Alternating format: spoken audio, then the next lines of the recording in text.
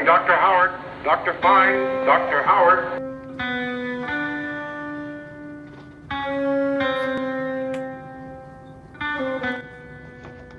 Good evening and welcome to Eerie House. I'm Dale K from Spook Show, accompanied by Dave Bigley from Weirdest Really Bad Movie and lots of other stuff. And we're also here with... It is I, Picture. Brother Go, blay blay to you all. And his talking picture. Yes. I saw your lips move. I hope so. There you go. That'll be enough flap out of you. But Hey,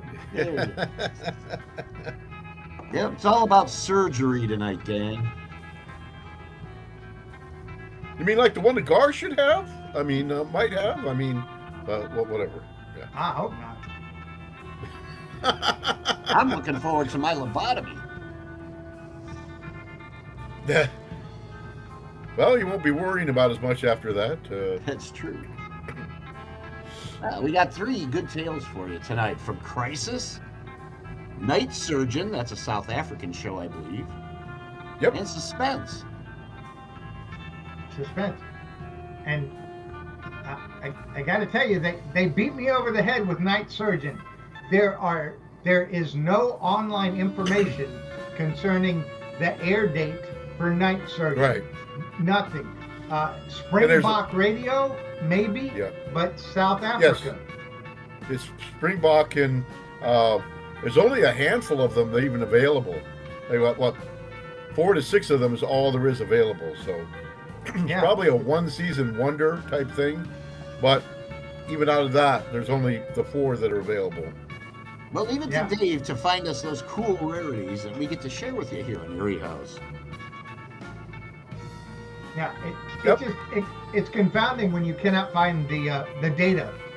You know, I mean, the history, it happened. There should be a record. What's going on? That's my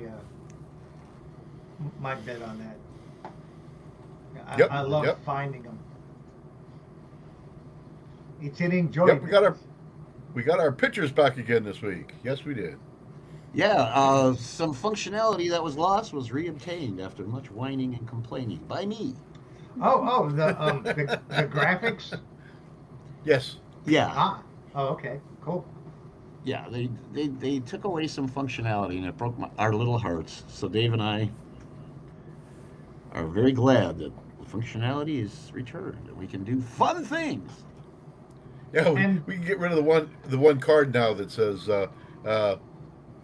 Riverside equals Blog Talk. Yeah, we get rid of that now. We'll just keep it handy just in case. And it looks like, well, I can't really tell. Okay, Fogsbane is here. Dale is here. I cannot tell who's here. No. Yeah, we missed you. We missed you last week, Fogs. We missed you last week. Well, I can't figure out chat. Is this old information? No. That's Fogsbane's there, Daryl's there, and good old Bob is there. Good old Bob. Sorry, unless you've got a time machine, that content is unavailable. It's not letting me get into my... Oh, okay. That's why. I went into the Dale K Twitch. That's been changed. I went to public chat and it says information, but it doesn't say... It says studio chat. Is that where it is? There is a studio chat here where it's at. Let's see. You go to the chat, and I believe that's just us, though. No, that's just us. Public chat would be everyone. Public chat will be the one that would show you what everybody else is doing. There you go. Okay. It just doesn't have their names there. If you look at the Twitch, you find everybody with their names. So. Oh, okay. All right. That multi-platform stuff is interesting. Blay. This is. Let's see. I can try and go there. And you're a Twitch pro there, Gar. Twitch pro? Yeah, you've been on Twitch for how long now? You're the Twitch master. Oh! You're saying I'm a professional at Twitch? I go there once a week. I know very little about their platform. I'm just there long enough to go, hi everyone, blay. Okay, gotta go. Okay, there. I just wonder what kind of word is gar moral ponder emoticon. I don't know what that is. No years age or gar moral pond. I don't know what that is. You got me there, Fogs. I don't know. Hello. But we got good old Bob here in the chat. We've got Fogsbane, Daryl, Lodi Mike just dropped in. Good times, gang. Okay, whole different. Okay, so we're bouncing around different platforms here. Yeah. Well, while you're bouncing, we ought to get started with our first Yes, We exactly. should get radio started. program. Let me get back So to my where would you like to start, Gar? Be gone for a few weeks. Yes. Unfortunately, due to maladies on my side, I haven't been with you guys. Let's start off with the lesser of two evils. It's a heck of a fun tale. I was laughing through all of it. But it's actually kind of dour, but that would be Crisis then. Crisis, yeah. Yeah. Okay. Well, you shall have your wish, except for one thing. Shouldn't we have a Dark Toon first? Sure. We should. Sure. Here we go. Then we shall.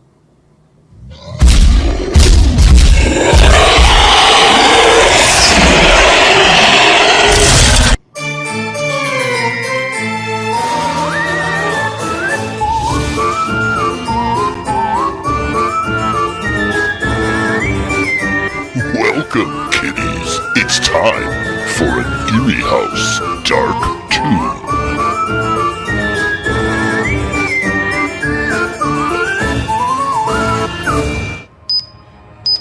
Hi, Grandpa.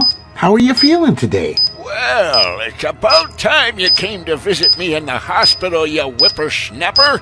You young'uns don't take any time for us old folks. Sorry, Gramps. I've been super busy. Too busy for an old man.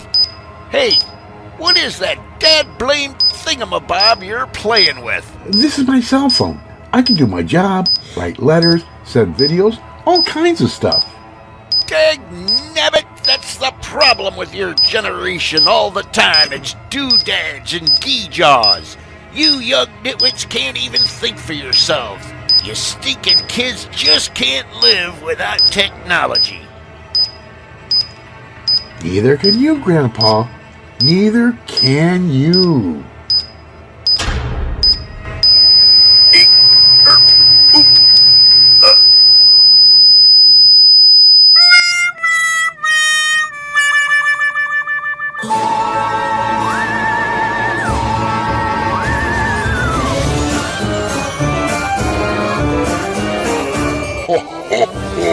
Be here next time for another Eerie House Radio Dark Toon.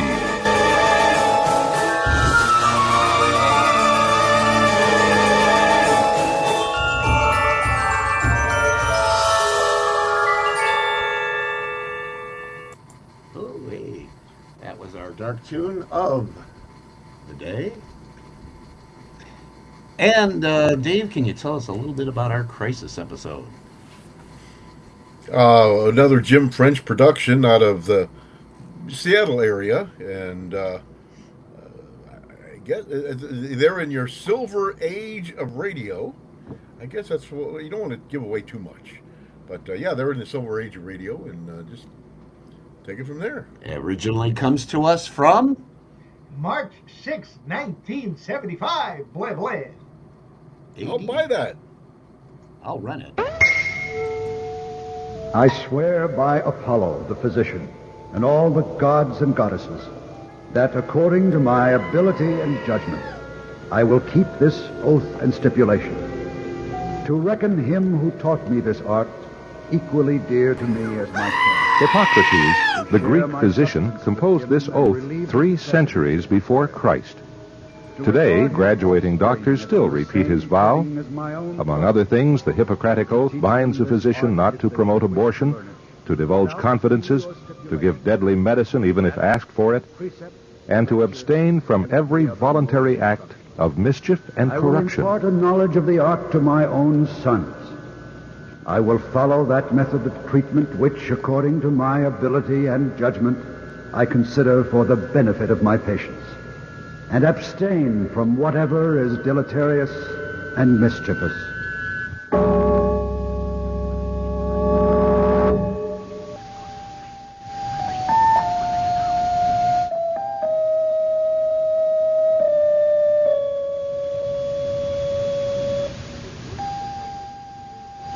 Do the words of Hippocrates still ring through the minds of surgeons today as they operate? Who can say? But it's likely that from time to time, every conscientious physician faces the opportunity to decide whether a patient will live or die. There may be room for argument about whether it's more humane to prolong the life of the incurably ill, the patient kept alive only by artificial means, or whether the patient deserves the release and dignity of death. And then there's the other case, where a surgeon has the chance to decide whether a patient under his knife deserves to live. And that's the substance of our story tonight on Crisis. It's titled, The Lesser of Two Evils.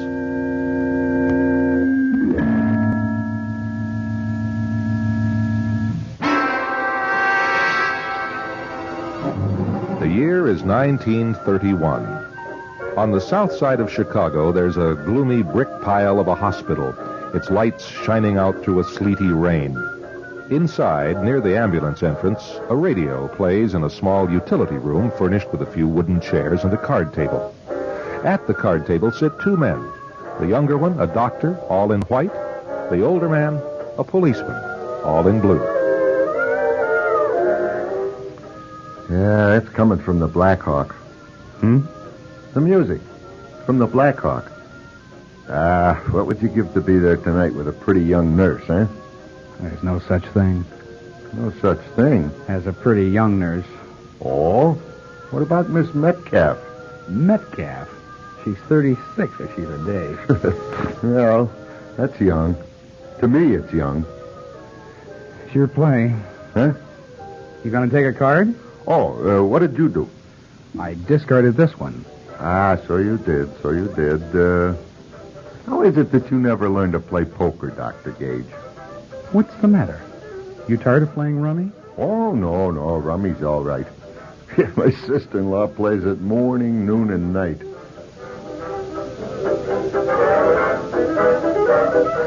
You ever been there? Where? The Black Hawk. No, I've never been there.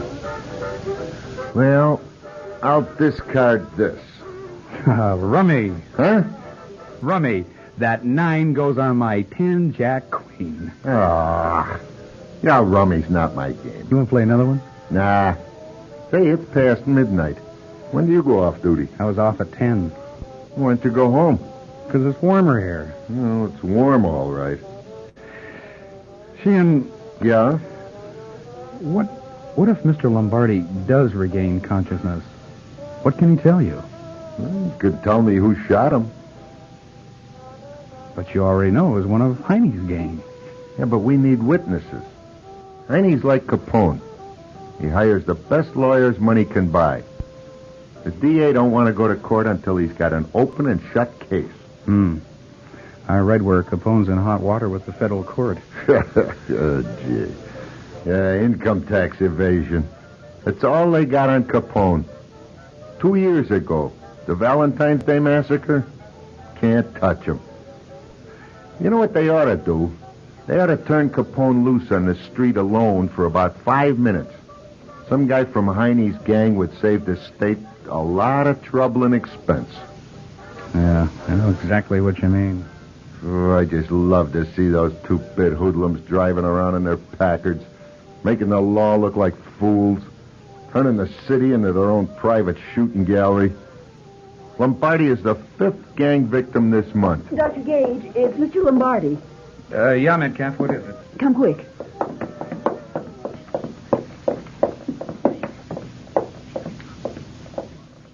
Lombardi.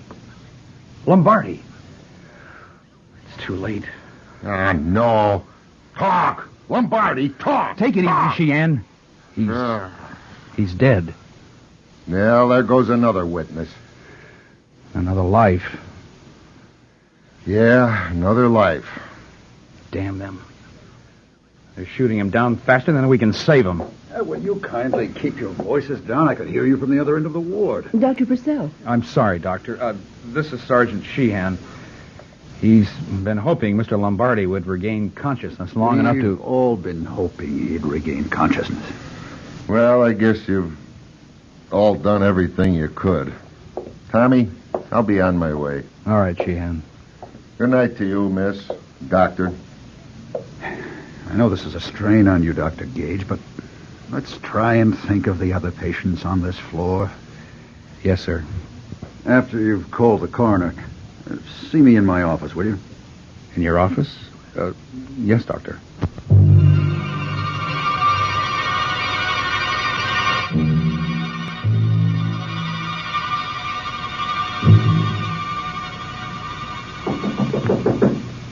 Come in. Sit down, Gage. Well, according to my supervisor chart, you were off duty at 10 p.m. Is that right? Yes, sir. But you were still here 2 hours later. How come? Well, Lombardi, I guess. Yeah. Well, how long would you have stayed up if Mr. Lombardi hadn't obligingly expired when he did? Well, I just wasn't tired. Doctor, you're due back on duty at 8 this morning. And you're expected to have all your wits about you. You ever think about that? It isn't that, sir. I can get by on 4 hours sleep if I have to. But the point is you don't have to. We have competent physicians on this shift, too, Doctor. Did you think that somehow your very presence on the same floor with Mr. Lombardi might save his life? He was my patient. If I want to stay up all night with him, then that's what I'll do. When you are in private practice, you can say that, Doctor, but you are employed by this hospital right now to gain much-needed experience. And part of that experience is learning how to pace yourself. Well, you know, I haven't always been chief of surgery. I know how you feel. Do you, sir? Do you know what it feels like to repair bodies day after day that have been shot up, intentionally shot up? There was quite a lot of that going on in France 13 years ago. I'm sorry, sir. Yeah, no need to be sorry. The thing that's wrong with you is your anger. You're an angry man, Doctor. An angry doctor isn't a very good doctor. I know. Who do you think shot Lombardi? One of Heine's gang. Says who? Sheehan. All right. What little I learned about psychiatry, I remember you have to have an object for your feelings or you'll just spin apart. You like to box? Box? Me? No. Wrestle? No. No? Yeah, I was hoping there'd be some way for you to vent your feelings. You don't have to worry about me, Dr. Purcell. I'm all right. Oh, sure you are. You just hate Augustus Heinemann, a man you never met and never will meet. The boss of a mob of swindlers, terrorists, killers. Now, if you want to think of yourself as being at war with the underworld, that's fine. But doctors have been at war since the time of Hippocrates. Only their enemies never surrender. We're still fighting the same ones today.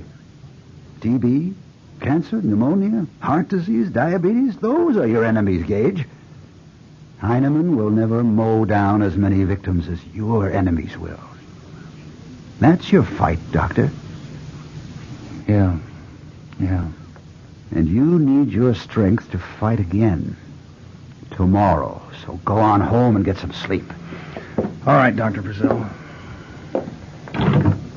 Oh, you never asked me what I was doing here at this hour. No, I didn't. Well, I came down to check on a patient I operated on. Uh-oh. Ambulance? Yes, and they're coming here. Dr. Purcell, we've just got a telephone call. There's been a gun battle on Warbush Avenue. All the hospitals have been alerted. How many are we getting? We don't know. Well, How do you feel, Dr. Gage? Feel like going into battle? I guess so. All right. Then let's get down to surgery.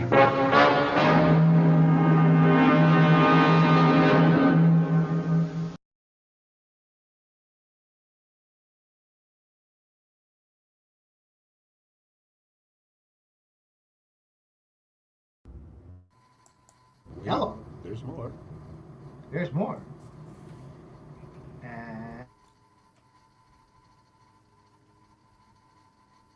I think that's the midway point.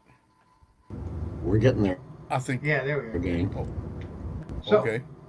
at the last bit of that sequence, we heard some music, which was what? It was taken from Dark Shadows. Ooh. That last dun dun dun. It was like peeled right off of Dark Shadows. And that's one of the curious things about this series, is that it does that throughout its entire run, is it has a lot of that atmospheric music from where? Dark Shadows. I love recognizing music from some of these. Dave's heard me pick out a few. Yeah, when I recognized it, I was like, wait, is that? It's Dark Shadow. What is going on? So, yeah, it was just crazy for me to run across that. That's great stuff. Yeah, they must purchase the rights to some of these musics. Like you've heard Close Encounters music and things like that. So they purchase the rights to use that music. Or they're under the umbrella of CBS. No, they're not. No, they're not. It's not? an independent production company, Jim French Productions. They have to do their own deal on the or stuff. And this again, understanding it's the 70s, or they lifted it and didn't tell anyone, and no one complained. That's a possibility back then. Yes. See. Well, I think the Shoestring Radio Theater uses a lot of other music too, but they're associated with public radio stations. Yeah. So as long as they're airing over the public radio station, I think they're kind of covered under the public radio station's license. Yeah, so that makes for theirs educational a little bit purposes only. Yes, yes. Kind of a thing. And this is a little knot of history I understand. In 1970, 1971, we had a horror host in Virginia, and they had these outros to, and now a commercial, and the horror host would throw to a commercial, and they would play like hippie music. The Ghoul did that a lot. He used a lot of popular music of the day that he liked, and as a bridge, a musical bridge. Yeah, and it would only be like, I don't know, 15 seconds or 30 seconds. Yeah, you know, enough so you could recognize the song, and then it would fade out, and then there's your commercial. Yeah, and often it had something to do with what they were doing too, as a musical segue. Ours weren't that up on top of it. The Ghoul was. The Ghoul was pretty good at that. Not that every transition was themed up, and nobody could touch Dave theming stuff up. Yeah, but he was close. He was close, Dave. Okay, well, so for that, the Ghoul would have to know what commercials were moving forward, right? Well, no, I mean out of his segments, it was themed up with what he was doing, not the commercial. He had no control over, you know. Right, okay. Because they're loaded into a video little cassette machine, and they have it blocked out, and they just punch it, and all of a sudden they show. And the Ghoul was enamored of the Beatles, so he would often use Beatles. Like if he was doing an undersea movie, he'd play Octopus's Garden. Octopus, yeah, exactly. As his segue music. Yeah. So my guess is that possibly they lifted this music, and they were winking and nodding, going, nobody will know. I don't think so much. A lot of times the stations themselves, like the Ghoul was a local production, so he could fall under the umbrella of the station's licensing. Right. But the Crisis using Dark Shadows. I think Crisis paid to use the music beds and such. It's just like seems likely. I wasn't Dark Shadows on ABC Wasn't that? I'm thinking it was on ABC. I thought it was on CBS. I could be wrong. I thought it was on CBS. It could be, because all you'd have to do, because that's all the Twilight Zone music became CBS, CBS part of their library, and that's why the Mystery Theater got to use those. And I'm sure that they paid for the use of those, because High Brown paid for everything. He paid his actors. Oh, my order's up. You're right, Dave. ABC. I thought it was CBS. I thought it was ABC, but it was. They paid. CBS got all the rights to all the Twilight Zone music, to Jerry Goldsmith and all those other things, and they literally paid for. You could buy rights to use that, and I know High Brown not only would pay to use the stuff, but when it would repeat, the actors and stuff would get royalties again, even though it was radio. And that, at this point, was almost unheard of. Wait a second. You And gotta see this. This is what he does best. There. This is what he does best. Yeah. He sleeps. Yeah. Yeah. Yeah. That is one napping collie. Yeah. Good deal. Hey, colored keyboard. All right. Yeah. I thought you should see that. That's a movable throw rug right there. Yeah. Yeah, and I could be wrong. Crisis, I think, also used. There's classical music that Star Trek used in the Vulcan mating fight or something. Dun, dun, dun, dun, dun, dun, dun, Yeah. Mating fight. That's whatever that was called. Whatever Mr. Spock was going through there. Where he fought Captain Kirk. Yeah, I forgot. Ponfar. Ponfar, yes, which is translated loosely to Vulcan. Yes, it's Vulcan puberty is what it is. Yeah. So anyway, but I think that in Crisis at some point they lift some of that music too. It's really funny. Again, I don't think they lift it. I think that they pay for it. Because Jim French was in charge of the productions, and I think that he paid for the music to have it. The only ones that I know that probably didn't would be the Shoestring Radio Theater people, and they weren't worried about it. We had them on for a 2-hour program, and Gar, you asked, what about the music? It says rights. It says we don't worry about the music rights. And so I'm thinking, because theirs are covered by almost exclusively on public radio, that they're working under the public radio license. Yep. And speaking of Crisis, we probably ought to get back to part 2 and wrap this baby That's right. up. We don't want another Crisis here, yes. Yeah, no, we don't need that. Here we go.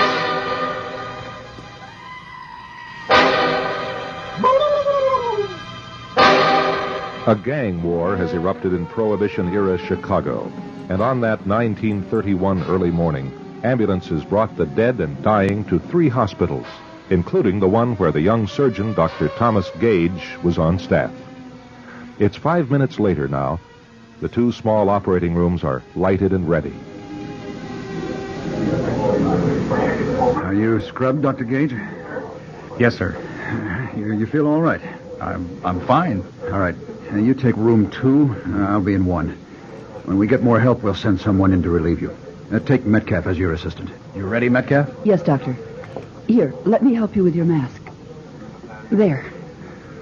Thanks. All right, let's go.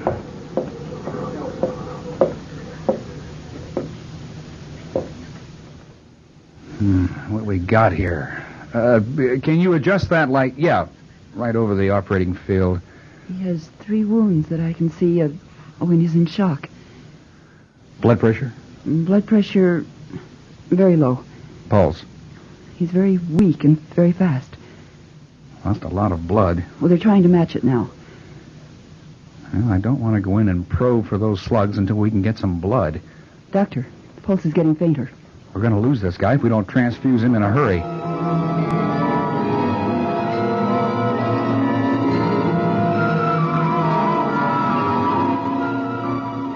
All right. How's he taking the transfusion? Pressure is coming up. His pulse is still fast. Not quite so weak. All right, now, from the looks of this wound, he's taken a slug right into the stomach. Do you think you can hand me the clamps fast enough by yourself? I think so. Oh, wait a minute, Doctor. What is it? What do you want, orderly? What is this? Since when does an orderly walk into an operating room with... Dr. Gage, do you know who this man is? This man on the operating table? No. I don't know who he is, and I don't care. He's going to be a dead man if we don't hurry up It's Augustus Heinemann. Who? That's what the orderly came in to tell you. You are operating on Heine Heinemann. Heinemann? You mean the gangster? I didn't even look at his face before she put the cone over him. Heinemann. I would get Heinemann. Doctor Gage, what are you doing? I'm taking off my mask. I'm not going to operate on this murder. But he's dying. Yes, he is. Doctor, he's dying. I can hear you. Dr. Gage. Well, maybe one of the other doctors They're all too busy. His blood pressure's getting lower. Who's on ether? Well, this is Russin. All right. Take the cone off. What? We're wasting ether on this animal when it might be needed to save a human being from suffering. Besides, I'd like to take a look at Mr. Heinemann. I'd like to wake him up and let him feel these 3 slugs he took. Dr. Gage, you don't know what you're saying. I know exactly what I'm saying. How many people would love to be in my shoes right now? Doctor, I understand how you feel, but you just can't stand by and do nothing when you have it in your power to save a life. Any life. Why not? Are you going to tell me a surgeon can't play God? Because for all you know, God delivered this man to me. To execute him? To save all the people he'll murder if he lives. Doctor, have you ever murdered anyone? Have you? I'll excuse you, Metcalf. You can go now. Tell me, have you ever murdered anyone? Or will this be your first victim? Go on. Get out. No. You can't operate on him alone. You need me. And you are going to operate. You're going to use every ounce of skill you possess. Here's your scalpel. I could kill him with one stroke of the scalpel. Yes, but you won't. Take it, Doctor. Take it. It wouldn't take very much. You won't kill him. You think I will? Not with a scalpel. Not with me here. Do that, and you throw away your career, Doctor. That's your word against mine. And Russin, she's here. All right. Stand by with the clamps and the sponges. We have enough sponges? This is going to be tough.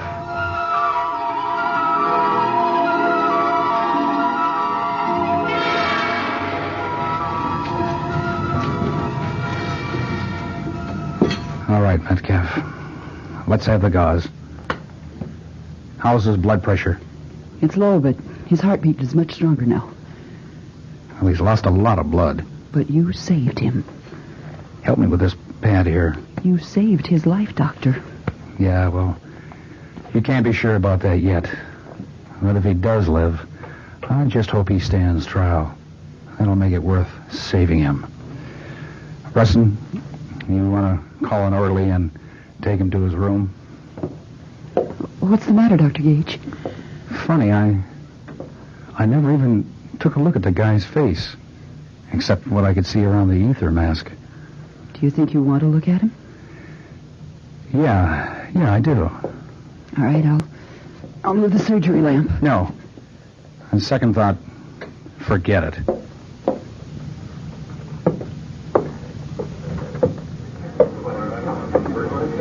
Oh, hello, Dr. Purcell. Oh, yes. Hi, Tommy. Just washing up. How are we doing? Well, the reinforcements arrived. Carter and Meyer came in. Are you all finished in number 2? Yeah. Well, there's another patient being prepped right now. Meyer will take him. Well, how did it go with you? How'd it go? Well, you were in there almost 3 hours. Oh, yeah. I understand your patient is alive. Good work. Is that a little irony, Doctor? No, I didn't mean any. I don't feel particularly heroic. You're not entitled to feel heroic when a patient survives. Unless you're willing to feel like a killer when a patient dies. A killer? You're tired, Doctor, and I am too. My philosophical utterances are a little too vague for this time of the morning. I thought you were... Well, I thought maybe you knew what had gone on in there. What had gone on? Well, what do you mean? Well, I had a little fight with myself. Oh? Yeah. For a couple of minutes in there, I guess I must have been playing God. What do you mean? Doctor, for a time in there, I wanted him to die. I stood there, prepared to watch Heinemann die. Heinemann? Yeah. My patient was Augustus Heinemann. Heine the butcher. Chicago's number 2 gangster. That's who I was operating on. Oh, you were a little mixed up, son. Heinemann was in room 1. Room 1? That's right. He was dead of a suborbital wound by the time they brought him in. I've worked on 2 others in there since him. Well, then, who did I have? Well, the cop. You know, the one who stood off the whole mob. You ran into them just after he left here. What's his name? Sheehan. Sheehan, yes. Vincent Aloysius Sheehan. Yes, that's the same one who was upstairs with you when Lombardi died. He took 3 slugs, I understand. Oh, my God. Well, I hope you pulled him through, Doctor. Now, there's a man this city can really be proud of.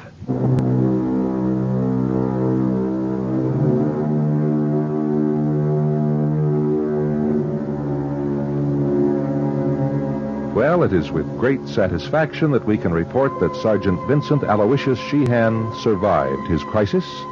And for that matter, so did young Dr. Tom Gage, who went on to save many more lives and never again found himself standing in judgment as to who should live or die.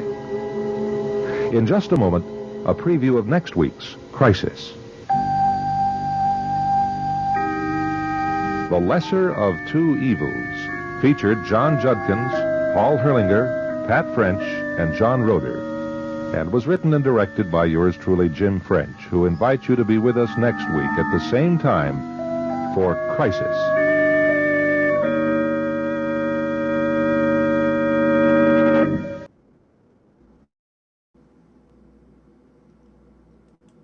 And that wraps up our first episode. Yes. Finish your lunch, Dave. Some kind of fun. Let me get Gar's microphone back on. Here we go. You're back. There we are. You're back. You're with us. I'm Gar, I here. know you're a fan of comic books. Yes, I saw And your since button. we got this video Show. here, I want to show my coolest comic book that I own. Okay, this is an original. Oh, holy moly. Oh, my gosh. That's a Whoa. 1954 comic book. The I am spine in is awe. not in bad shape here for its age, and it No. feels a bit soft, but it's all complete, and none of the pages are coming out of it. Wow. This is like one of the Wow. coolest mags ever. Oh, my gosh. Wow. Yeah. Man. See, like what you did with my cup, I would put that away and... Oh, yeah, it goes back in the condom here. Yeah, exactly. Yeah. There you go. Comic Wow. bag. A comic book condom, okay. Yes. Yeah. Oh, no, They make them for magazines, too. Yeah, they do. They're huge. Yeah.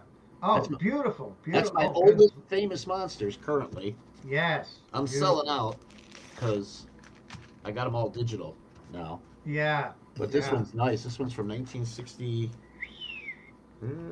It's number 27. Nice. Hold on. Let's get the printing data from page 1. Or maybe page 2. Come on, Forey. I know you're not hiding this. There it is. 1963. Wow. It's already a 4-year-old mag, because it came out like, at first it was like maybe every 2 months, every 3 months they'd have an issue. That mag is a year older than I am. Yep. Wow. And in better shape. Hey. Hello. Sorry. Hey, Dale, we didn't get a moral yet. Oh, we'll get there. I've gotten immoral every chance I've gotten.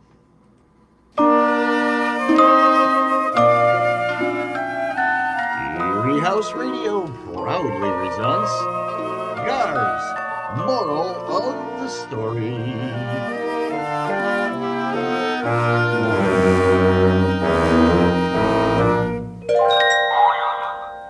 Mistaken identity never killed anyone. Maybe. You've been shumped.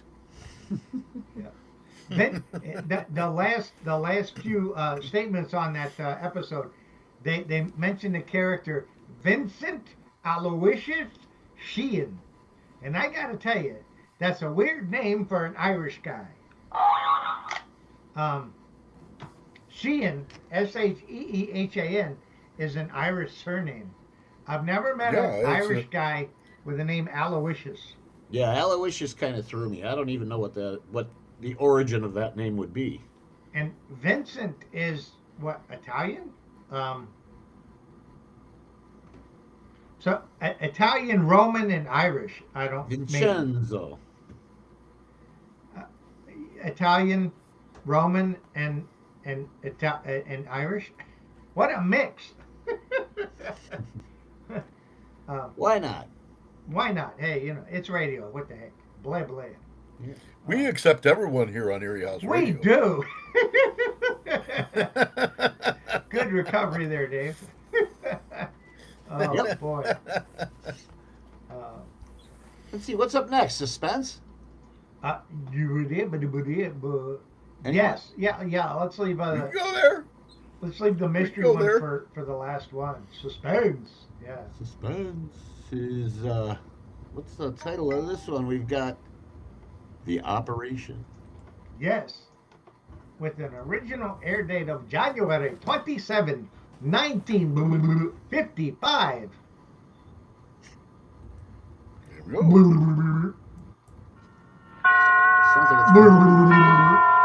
And now, tonight's presentation of radio's outstanding theater of thrills, Suspense.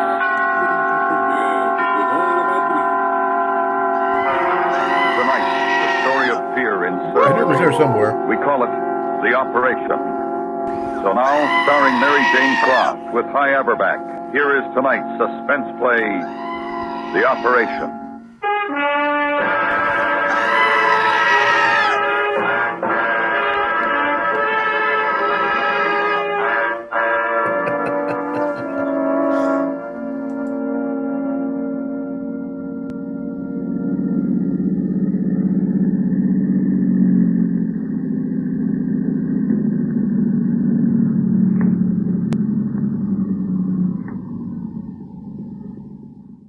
Okay, Danny.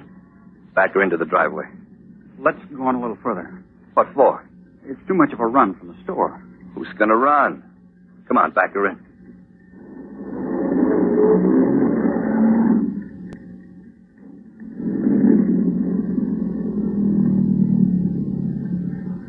Hey, supposing someone comes out of the house. Danny, will you shut up? There's no one home. Well, I don't like it. What's the matter with you? You gone yellow? No, but what's the sense Well, of taking... stop talking. Come on, let's get out of the car. Come on, move.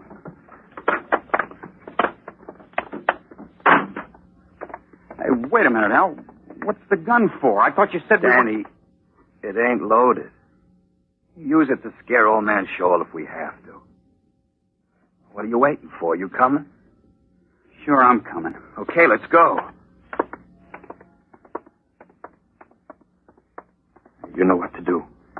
Keep your eyes open. You see a cop, you come and get me. I know. How many more times are you going to tell me? Well, don't get scared and forget. Oh, cut it out. I'm not going to forget. Okay. Stay put. I'll be out in a minute.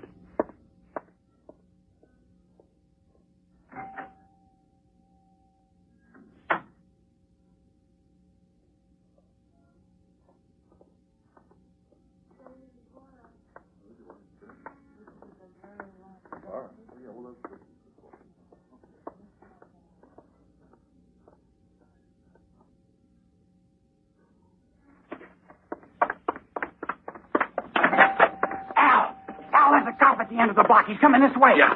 Where is it, Joel? I'm asking for the last time. Where? You get nothing from me, mister, except maybe this. Come on, then. I'm it. Get your arms around me.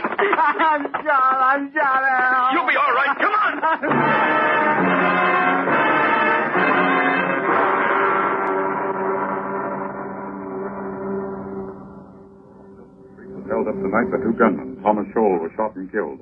However, it is believed that one of the gunmen was wounded by Scholl before he died and may seek medical attention. Doctors, especially those in the vicinity of the West Side, are warned to take every precaution. They are advised not to admit strangers to their offices. These men are armed and dangerous. Stay tuned to this station for further bulletins. We return you now to the Concerto Hour.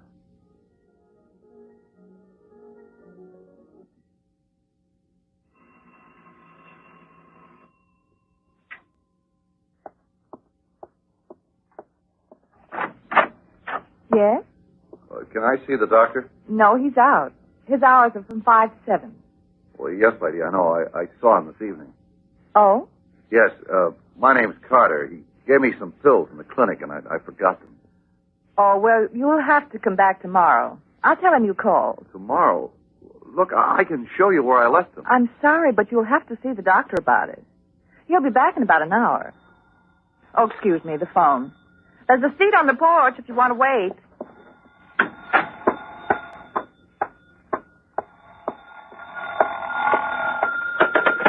Hello? Hello, dear. Did I leave my wallet? Oh, yes, I put it in your desk. Oh, good. I was worried. Everything all right? Mm-hmm. I heard the radio bulletin on the car. Oh, yes, I heard that, too. Don't worry, though. I'm fine. Better lock the doors and windows. I did that anyway. Good girl. Say, if Mrs. Thomas phones, tell her I'm on my way. Yes, all right, I will. Oh, have you got a clinic patient named Carter? Yes, he's new. Came in about 6 o'clock. Why? Well, he just called for some pills he left in the office. Oh? Did you find them? I didn't look for them. I told him to wait for you. Is he still there? I don't know. I left him on the porch. Well, tell him to come in if he wants. He'll make a good bodyguard till I get back. Be about an hour.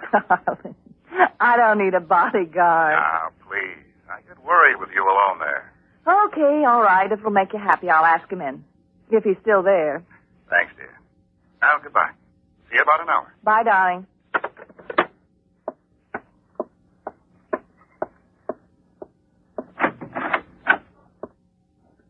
Mr. Carter?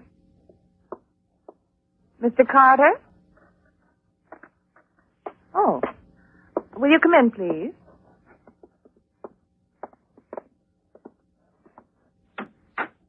That was the doctor on the phone. He said if you'd like to wait, he'll be back in an hour. Oh, all right. Please sit down. Thanks. I suppose it's lonely at night for a doctor's wife. Oh, I'm used to it. I was head nurse at St. James Hospital. Oh, really? That's very interesting. Mm-hmm. What, look, lady, I'm sorry I gotta do this, but I've got to. What? I want some dough. Oh, I don't know. I've never robbed anyone before, but I've got to have some money. I left the pills before on purpose. I figured I'd come back when the doctor went out on a call. I've been waiting around for 2 hours.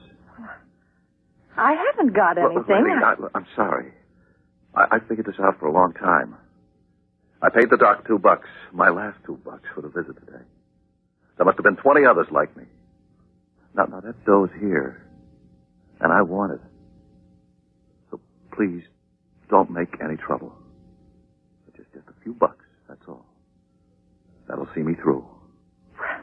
Well, why don't you just get a job instead? Look, lady, I've got no time to argue. I lost my job. That's the trouble. Come on now. All right. Get away from that phone. Get away. Look, lady, if you don't keep quiet, you're going to get hurt. Oh, please, don't do anything like that again. I just want some cash. Nothing else. Now, just tell me where you keep it. There's a few dollars in my bag.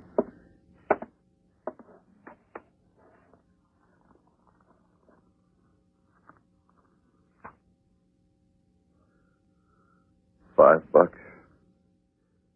It's not enough. Where's the office? He keeps his money in there, doesn't he? I don't know. It's locked. Okay. Maybe one of these will open the door. Let it ring. Come on. You better let me answer that. I'd better not.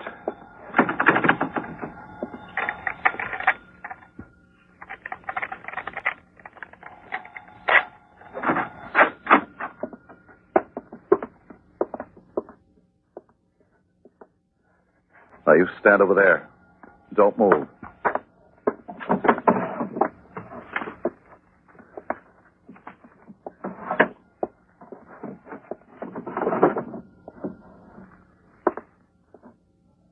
Yeah.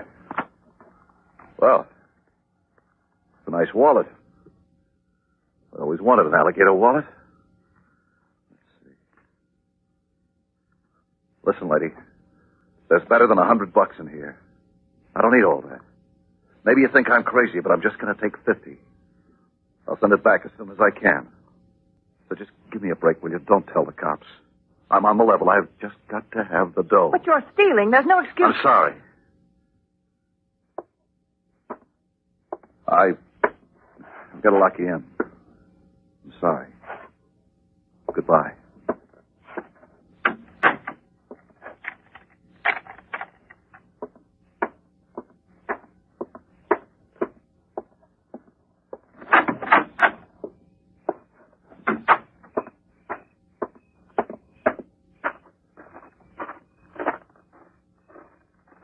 What? You stand still. Hey, what's the idea? Turn around and walk. All right, get through that hedge. All right, okay. Let's get it over with. Here's my wallet. Now, can I go? No. Keep moving. It hurts. Al. It's okay, Danny. It's me, Al. Do something. Do something quick. All right, kid. I got the doc. It hurts bad, Doc. I'm going to die. No, you won't, Danny. You're going to be all right now. What's wrong with him? Got a slug in his guts. Help me, Doc. Help me, please. I'm not a doctor. No? Your shingle says you are. We'll see what your wallet says. It's not mine. James Bell, M.D. Listen, I'll tell you You tell what me nothing. Do as I tell you, so help me. I'll kill you right now. Let me talk. Shut up. You're going inside. Inside? He ought to go to a hospital. Pick him up, Doc. I said you're going back inside. But Oh, what's the use? Look, you make a run for it. Leave your pal here with me. I'll get him to a hospital. Don't leave me, Al. Don't leave me, please. I won't, Danny. I won't. Okay, help me pick him up, Doc. You're going to get the bullet out of the kid.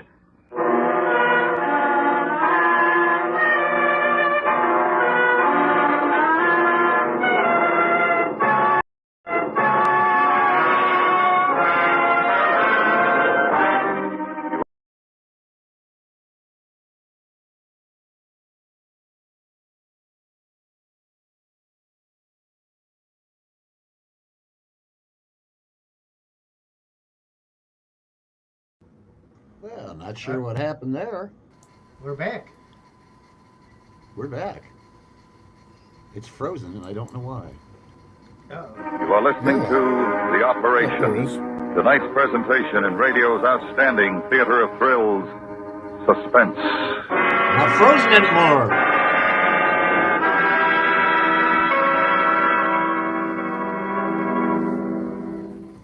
Two thrilling dramas of Gunsmoke will be here Saturday on most of these stations. CBS Radio presents a daytime edition of Gunsmoke. Then, Saturday night, an entirely new story of Matt Dillon, U.S. Marshal in Old Dodge City, shooting hard, riding hard, fighting hard to bring civilization to America's new frontier. Gunsmoke, now twice Saturdays at the Star's address. Don't miss it. Heck, when everything was hard. Yes, it was all a bad dream. Hey, we're halfway through the show. I think we should spring them on it, Dave. There ain't gonna be no Eerie House next weekend on Friday and Saturday. Because? Well, yeah, my fault. I've got the last play rehearsal, then we start the live stage radio presentation of My Man Godfrey. Oh, and I love that story. But what are we doing in place of it on Friday and Saturday? Well, on Saturday at 6:30, we're going to have a Dale K's Spook Show playing an entire show with the movie Atomic Brain. Okay. Then on Saturday at 6 o'clock, we're going to have a weirdness really bad movie. You mean of Dave's choosing? Oh, okay. So one was Friday and one was Saturday. You said Saturday for both. Oh no, Friday will be Friday will be the Spook Dale show? K Spook Show. Okay. And then Saturday will be a weirdness really bad movie. I have not decided yet. We just talked about that a little bit before we went on, and I will have a surprise. But you know what? We'll know by tomorrow. How's that? Mm-hmm. But then, Eerie House does continue on Sunday at the 6:30. Yep. And then Monday at the 6:15 time. Yes. So we're going to have that. So we're still going to have the weekend, but our weekend shifted from Friday, Saturday to Sunday, Monday this week. Yep. I'll see if we can throw an ad together for tomorrow's show, but more importantly for social media to get the word out that we're going to be doing Spook Show and Weirdness on Friday, Saturday, and then Eerie House Radio returns Sunday, Monday, and then we're going to have a weird schedule the following weekend, but we'll get into that. And then back to normal, whatever the heck normal is. Yeah. You do realize that Sunday, the 14th, is Flag Day, right? Okay. Then we can salute. We can salute the There you go. Eerie There you House go. on that day. Yes. I salute the flag.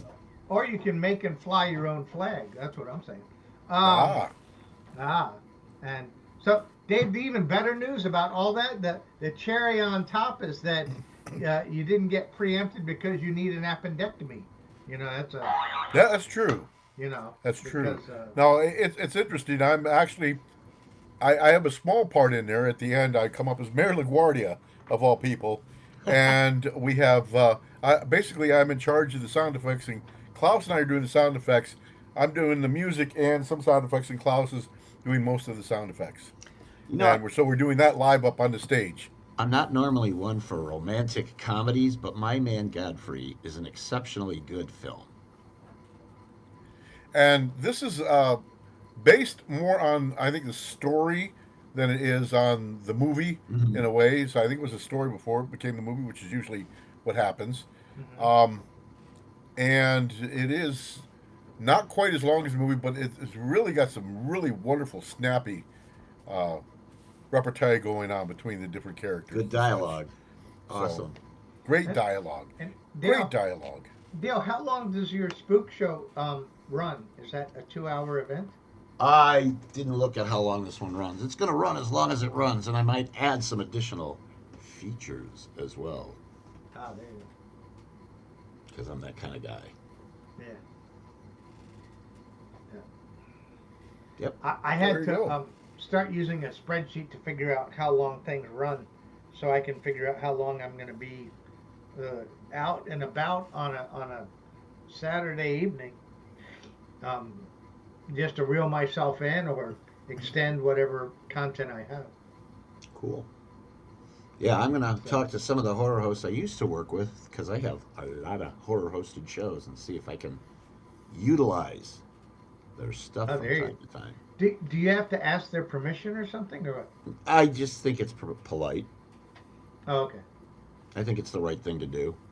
Instead of just going, you associate yourself with me. You have to now. Well, I mean, if you've already got them in the can, they associated themselves with you at one point in time, and you go, well, that's kind of a standing agreement, right? I don't know. People are they going to go, oh, no, not you? Maybe. Not you. No. Yeah, who knows? It's possible. They might have changed their allegiance or something. Yeah, whatever. I just have fun with Eerie House, with you guys. Exactly. We are here to have fun and spread joy and giggles and old radio. Including suspense. Let's wrap up the operation. Woo-hoo. Why not? We'll be back. Let's do that. Do that. And now we bring back to our Hollywood soundstage Mary Jane Croft and High Averback, starring in tonight's production of The Operation, a tale well calculated to keep you in suspense.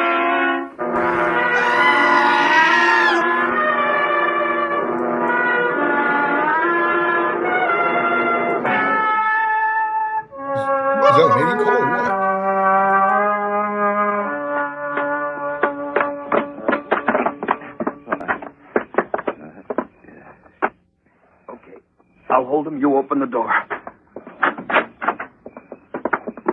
right, let's get in. All right.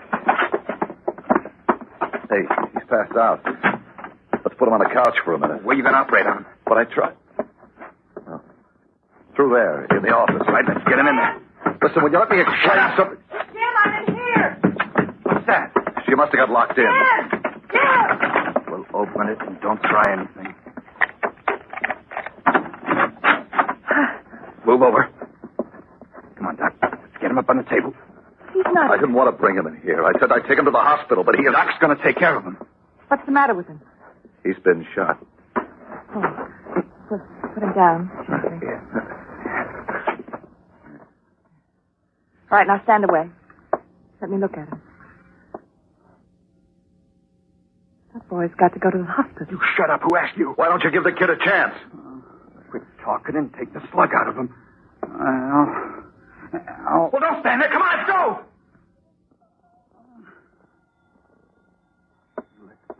Let it ring. I said let it ring. Where are you going, lady? You shut the door. I've had enough of your big talk. Now you listen to me and put that gun away. If you want to help your friend, make up your mind to take orders from now on. How come I take orders from you? He's the doc. If you're trying to stall me, lady... She's a nurse. What she says goes. Okay. What do I do? Keep an eye on the boy until the doctor and I are washed up and ready.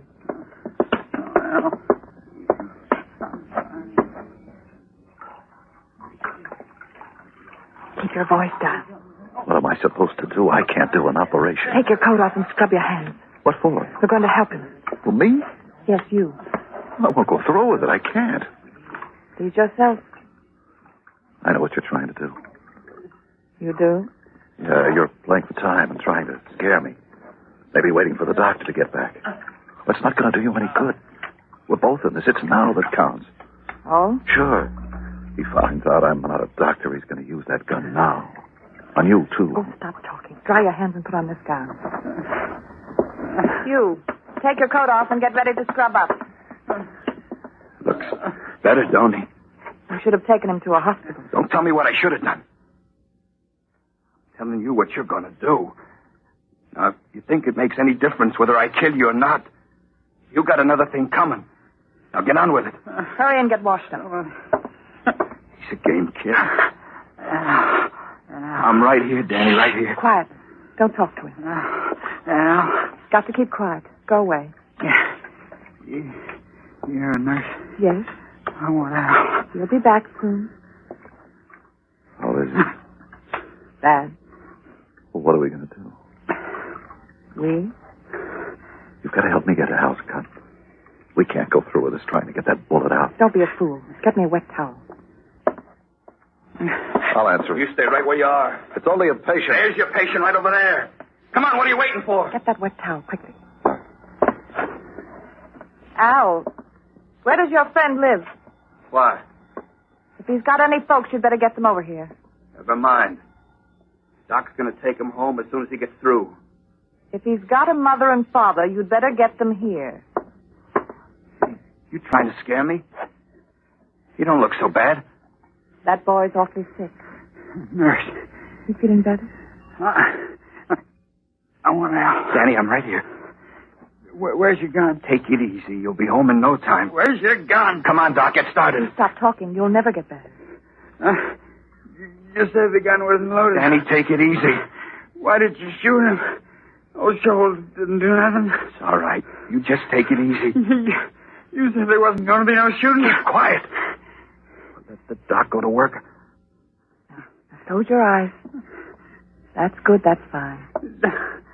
Don't go, Al. Don't go. I You won't. stay with him. You'll get the instruments.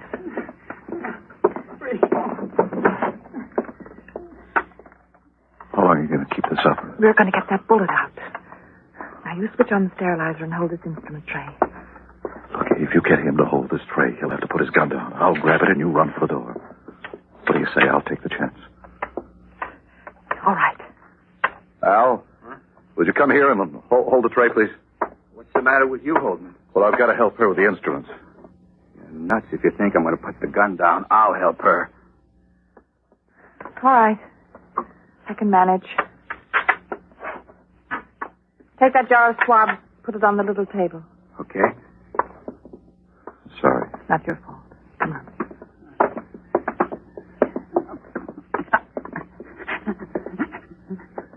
I can't do it. I can't. All right. You tell him that. Go ahead. It'll be murder. Here, help me get his shirt off. He's passed out again. Good.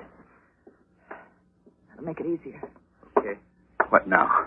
You sit over there and you be quiet. Now listen. The kid means a lot to me. I got him into this and I'm going to see that he gets out. You make him well. You do that. I'm going to sit where you said, but I'm going to watch you. I'm going to watch every second. Lady, if he dies, you die too. I got nothing to lose.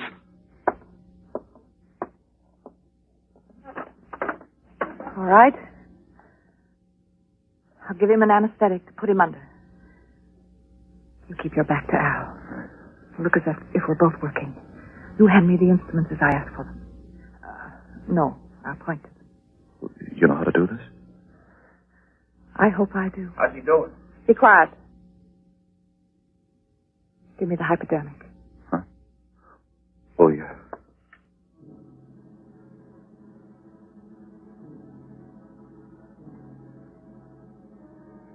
There. Now, that. This? No, that one. Okay.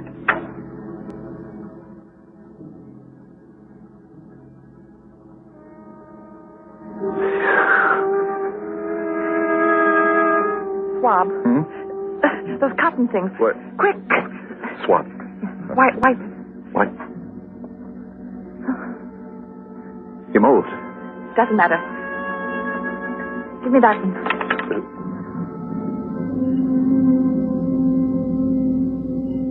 Too deep. Too deep. I can't. What are you doing? What are you doing? Why isn't the doc taking the bullet out? I tried to tell you Shut on up, both of you. More swab. You're killing him. There. Now, that one. Was it this? Quick. All right. Now, hold this. The other hand. All right. Danny?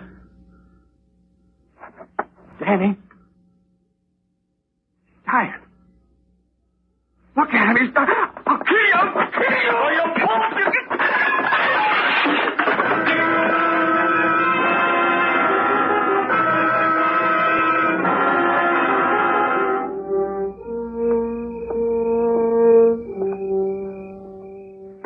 How about it? Think we should wait? No, they're probably at a movie. Yeah, this might be them.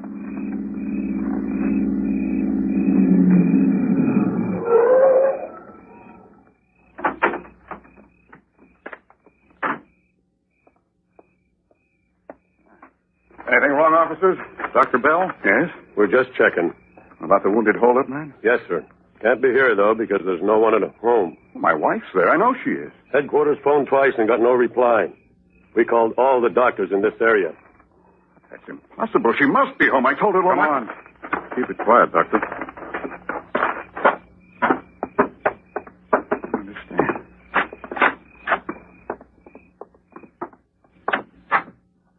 Maybe she's taking a bath. There's a light in that room. That's the office.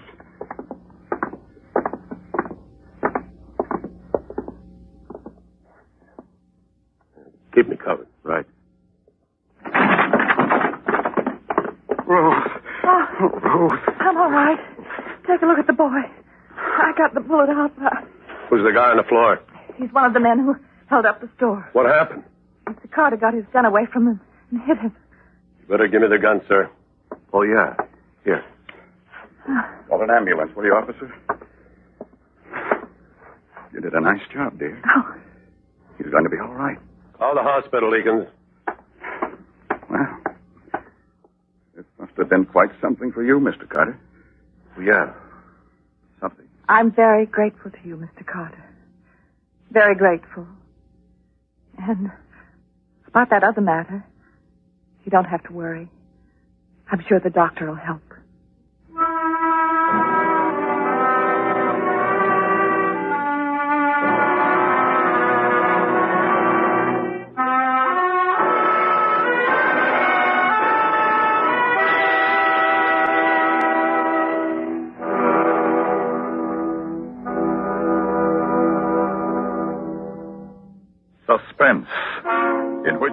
Jane Croft and Hy Averback starred in The Operation by Charles Jacobs.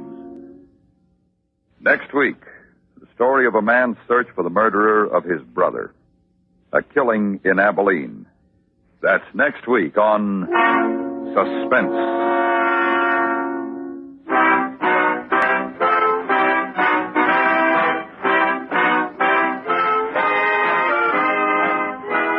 Suspense is produced and directed by Anthony Ellis.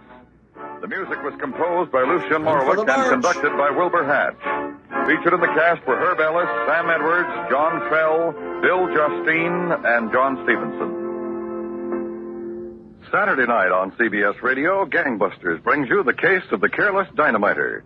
It's the true story of a bad man whose vanity proves his Achilles heel after an exciting manhunt by police with brains plus persistence. Don't miss Gangbusters Saturday night with a complete file on the case of the careless dynamiter over most of these same stations.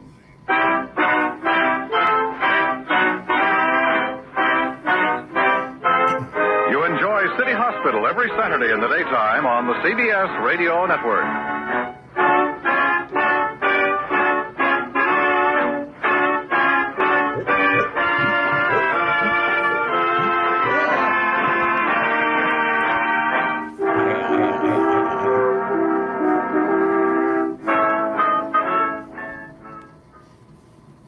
Stop marching now? Yep. The only thing better than marching music.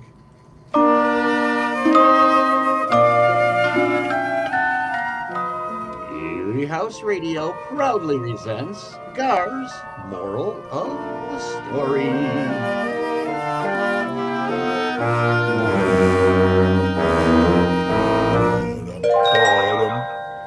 Curiously, in surgery, it's just as difficult to put something in as it is to take something out.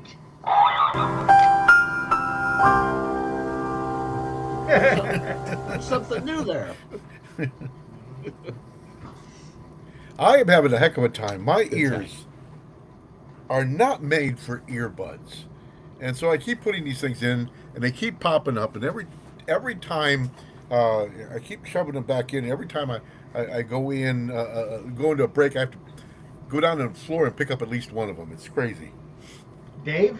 Oh, it's better than wearing these Princess Leia things, you know? Yours don't fall off your head and on the floor, so you got an advantage there.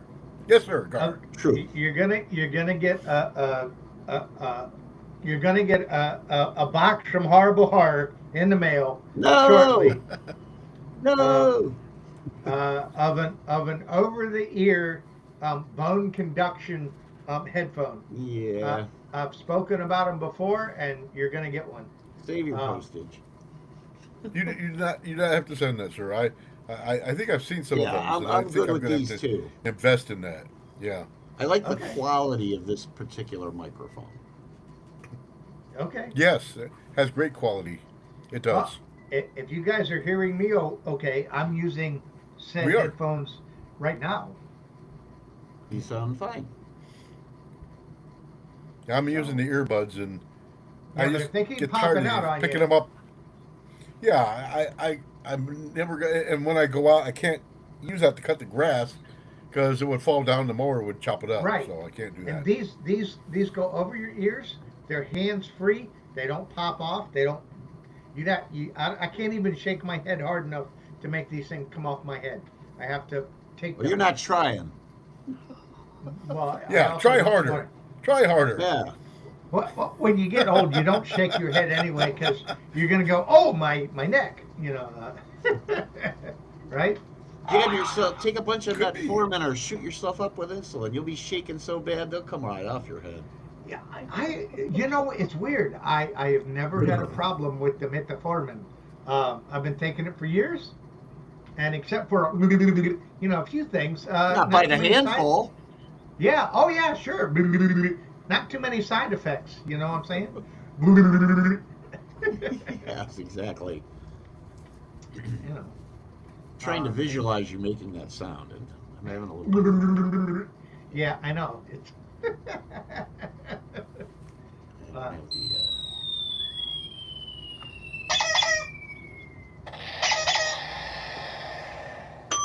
you go.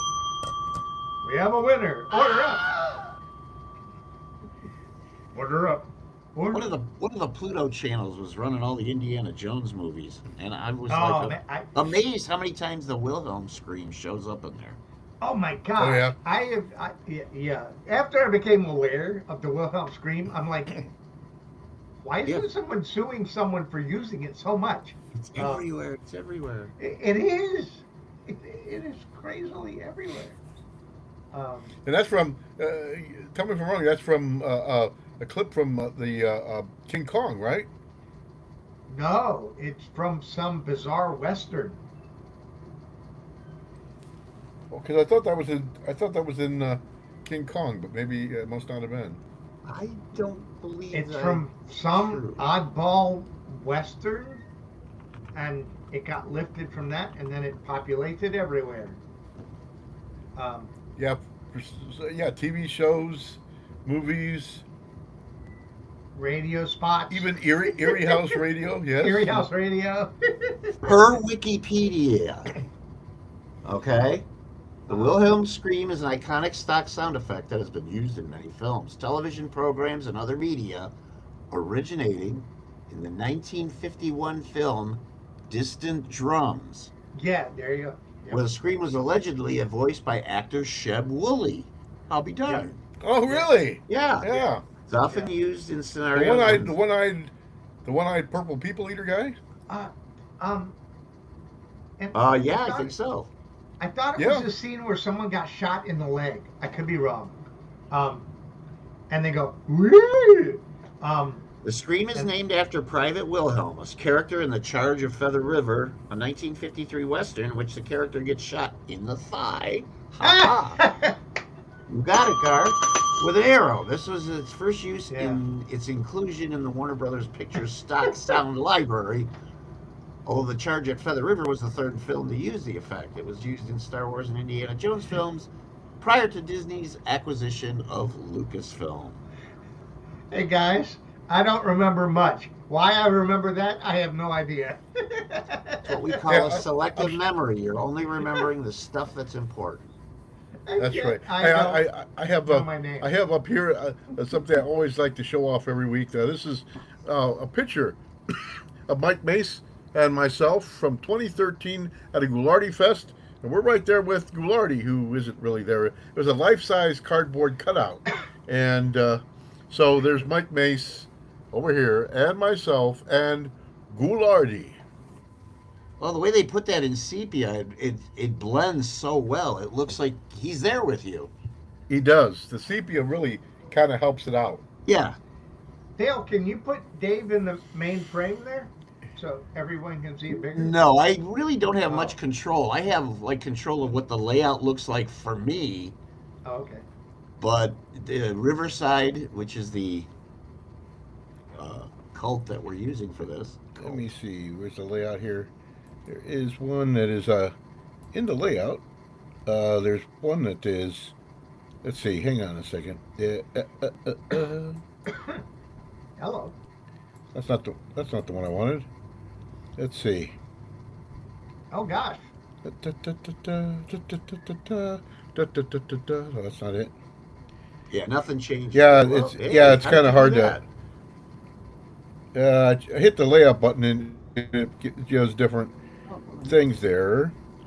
Ooh, okay. Now if we could switch that, it would be cool. I could show. Okay, hang on. I could show it kind of through that. So there's Ghoulardi. And there's me with dark hair, 2013 gang. And there's Mike Mace. We were at Ghoulardi Fest. Dale. I only see Dale. I only see Dale. Oh, you only see Dale? Oh, yeah. Okay. Well, here, let me bring it up closer here. Oh, there you go. There's Ghoulardi. Yes. There's me with dark hair.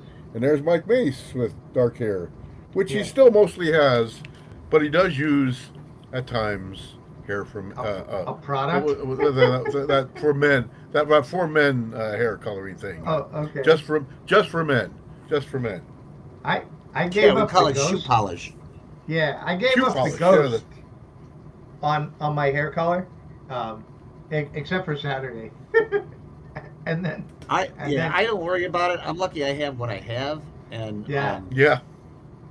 I figure I earned this color, you know? Yeah. I did too. Unfortunately, I started earning it when I was about 45 years old. That's when I started earning my gray hair. Yeah. Well, what I noticed was not only a thinning, but I'm ending up using far more black grease paint every Saturday. Every Saturday, more and more into the hairline, reaching back to the back of my head. Oh, stop. But, I don't want to know that's not what you really look like, okay? Unfortunately, you've already seen what I look like, and yeah. But and thanks for putting me on the Jupiter too. That's pretty cool. Yeah. Yeah. We're all there. We're all there. Yeah. Some of us are all there. I don't know. We got one more radio program from you from South Africa. The mystery. And Night I Surgeon. despise the mystery. We understand it was on Springbok Radio in Africa. Yep. It's entitled Car Accident. Entitled Car Accident. However, there's no info, no information, no history, which there should be, of when this originally aired. So sometime between 75?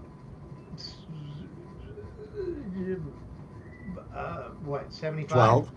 Well, sometime between 1965 and 1975 is what somewhere I would say. there. And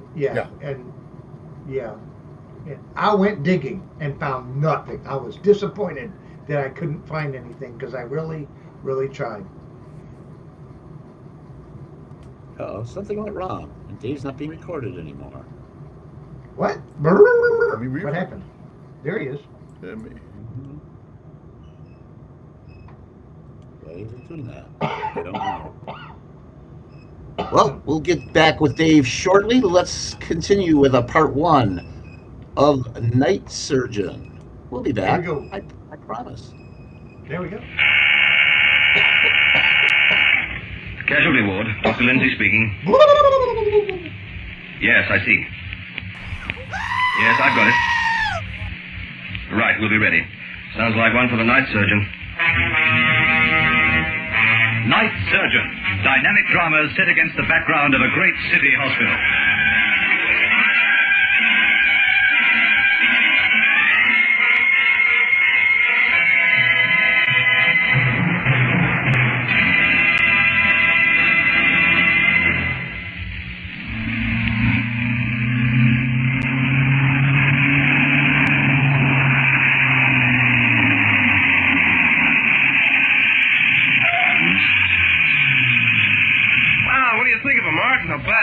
Certainly got plenty of tow, all right. Must be those twin carbies. Yeah, that's what did it. 95 we hit back there. I didn't even have a flat out. Some car, all right. Even if she doesn't look it. You'd never guess she's got a jazzed up engine in her. Looks just like an ordinary car. That's the way I like it. All those squares on the roads, I never clue that I can catch them. I don't see their faces when I burn past them. I'll bet. You're lucky, Albie, having an old man who buys you things all the time. I mean, this car. Gosh, it's a wonder your old man didn't keep it for himself. Ah, what for? He's got 2 others already. Say, here's a lot, though. He had it all fitted up like it was for himself. You know, ashtrays all over the place, cigarette lighter, even seatbelts. Yes, I noticed that. He must think you're a pretty steady driver. Steady? Ah, come on, it's really give her the work. See what you can do, huh? Oh, I don't know, Albie. Ah, come on. No, really. And I should be getting home. My mother worries if I'm out after 9, and I haven't told her I'll be late. Oh, so what? 10 minutes isn't going to make any difference. Yes, but Albie, I don't... what's the matter with you? You ought to wake up and live, man. Get with it. Well, okay. You say so. All right. Lights on, and here we go.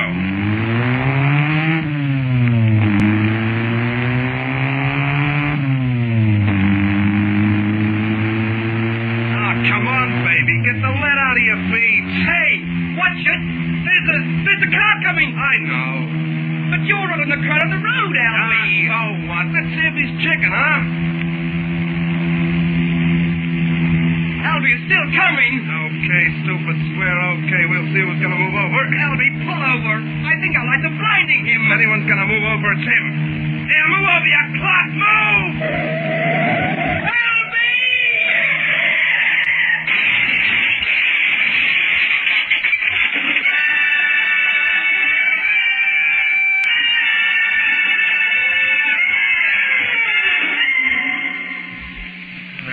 Report, Doc. Nothing spectacular arising from my first rounds. Good, but one thing you might do, keep an eye on that young fellow from the car smash, would you? Oh, sure.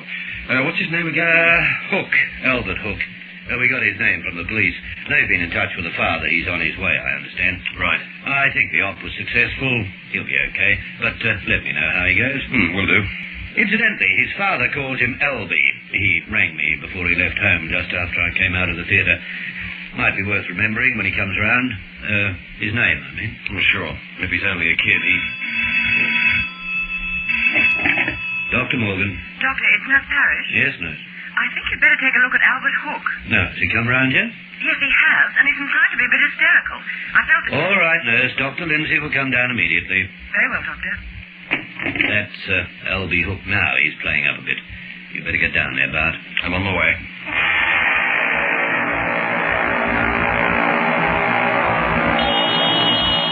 No, Mark. No, Mark, pull over. He's not going to give way. You'll hit him. Pull over with your pull over, Mark. Take it easy, Albert. It's all over. You're safe now. Now, don't worry. Can't drive like that. What's the trouble, nurse? Oh, he's talking away as though he's still in the car, Doctor. He seems very upset. Mark. Albie? No. Albie, can you hear me? What? You're in hospital. I'm Dr. Lindsay. You're all right. Hospital? Yes. Close that door, will you, nurse? Yes, Doctor. Come on. I told Mark not to do that. Okay. Don't worry about it. It's all over now, and you're all right. Mark? Where's Mark? Never mind about him now. We'll talk about it later. Just lie back and relax. Lie back. Okay. That's better. Nurse? Yes, Doctor. What happened?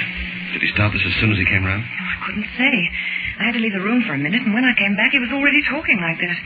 How long were you away? Oh, I said a minute. Perhaps it was 2. No longer. Mm-hmm.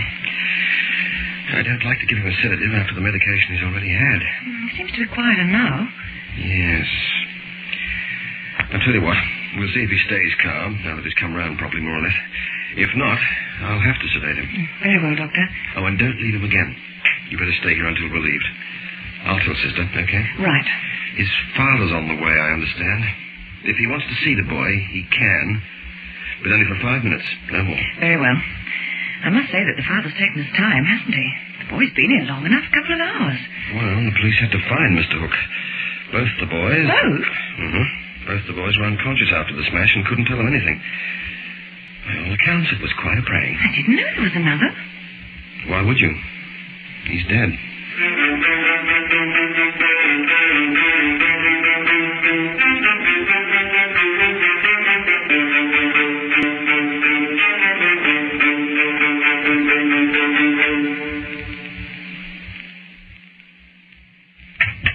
You can stay only 5 minutes, Mr. Hook.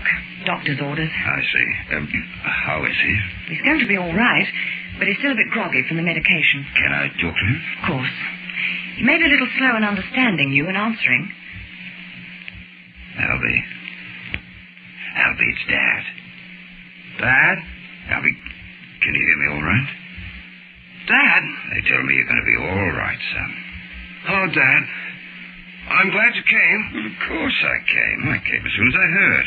But it took him a little time to find me. That's why I'm a bit late. It wasn't my fault, Dad. Honest, I tried to stop him. Don't worry about it It now. was Mark. I shouldn't have let him drive at all, but he kept nagging at me. Mark Ashford? I'd never have a smash like that. You've always told me to be careful, Dad. Yes, but I always have been.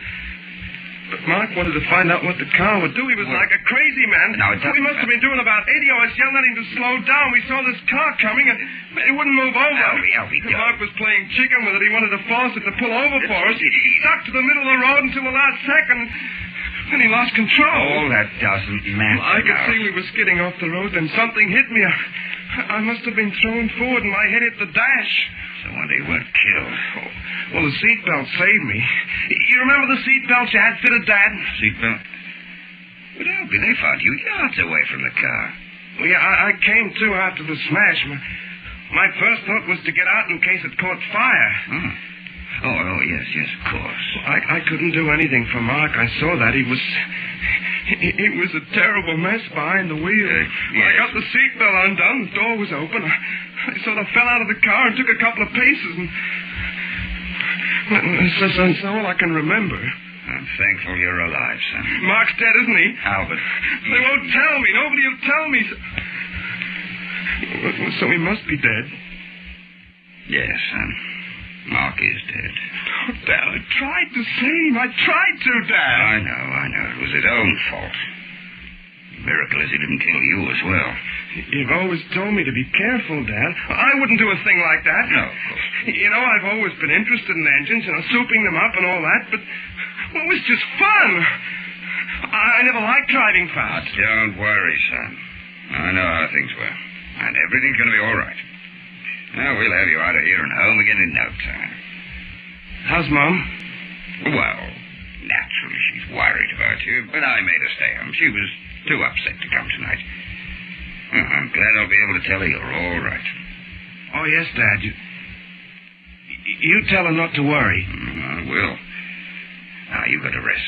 Get well again. I've got to go and see the chief surgeon about you, okay? Okay, Dad. See you later, huh? See you later, Alfie.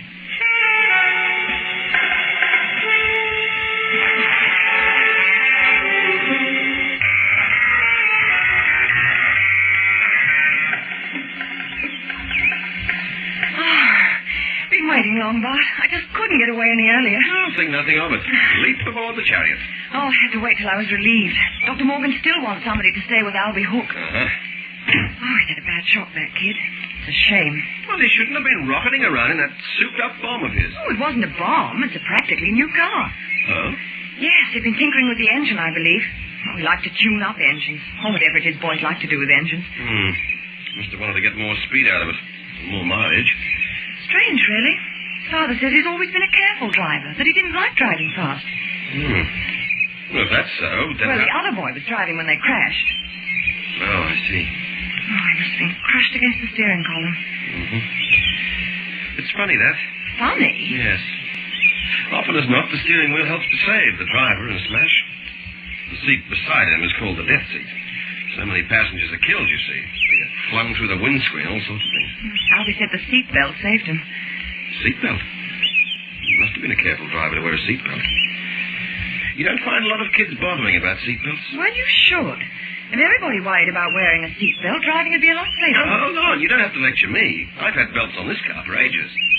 But I don't notice you ever using yours. You do now. Ah. There. Now you can prang the car anytime you like. Thanks. Well, we may as well get going. Oh, hello. There's Doc Morgan. Do you want a lift, Doc? Hello there. Miss Parrish. Doctor? Did I hear you offering me a lift, Lord? I didn't notice your car in its usual place. No, it's all right. I left it at the garage. They're bringing it over. By the way, do you know where Elder Avenue is? Elder Avenue? Oh, sure. It's at the north end. Turn down Grover Street. It runs off that. A couple of blocks down, I think. Oh, fine. I'm going out to see Mrs. Ashbury, the mother of the boy who was killed. Oh, yes. It may have been his fault that there was a smash, but she's a widow, and I imagine the offer of a helping hand won't go amiss. Yes. Good idea, Doc.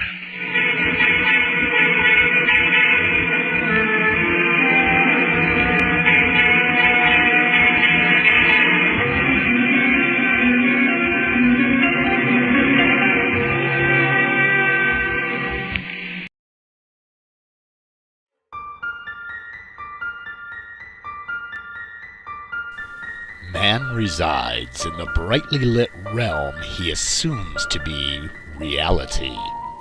But there is, unperceived by most, a netherworld. A place just as real, but not so clearly lit. An eerie side.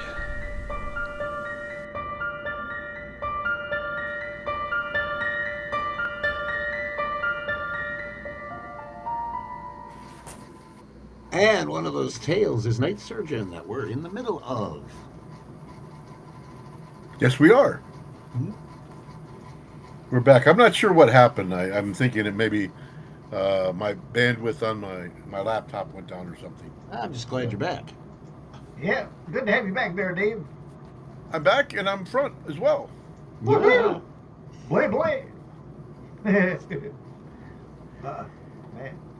So, yeah, for in listening to this tale, for me, I'd never know it was from South Africa, but maybe that's just me. I don't know. They have a lot of interesting programs over there.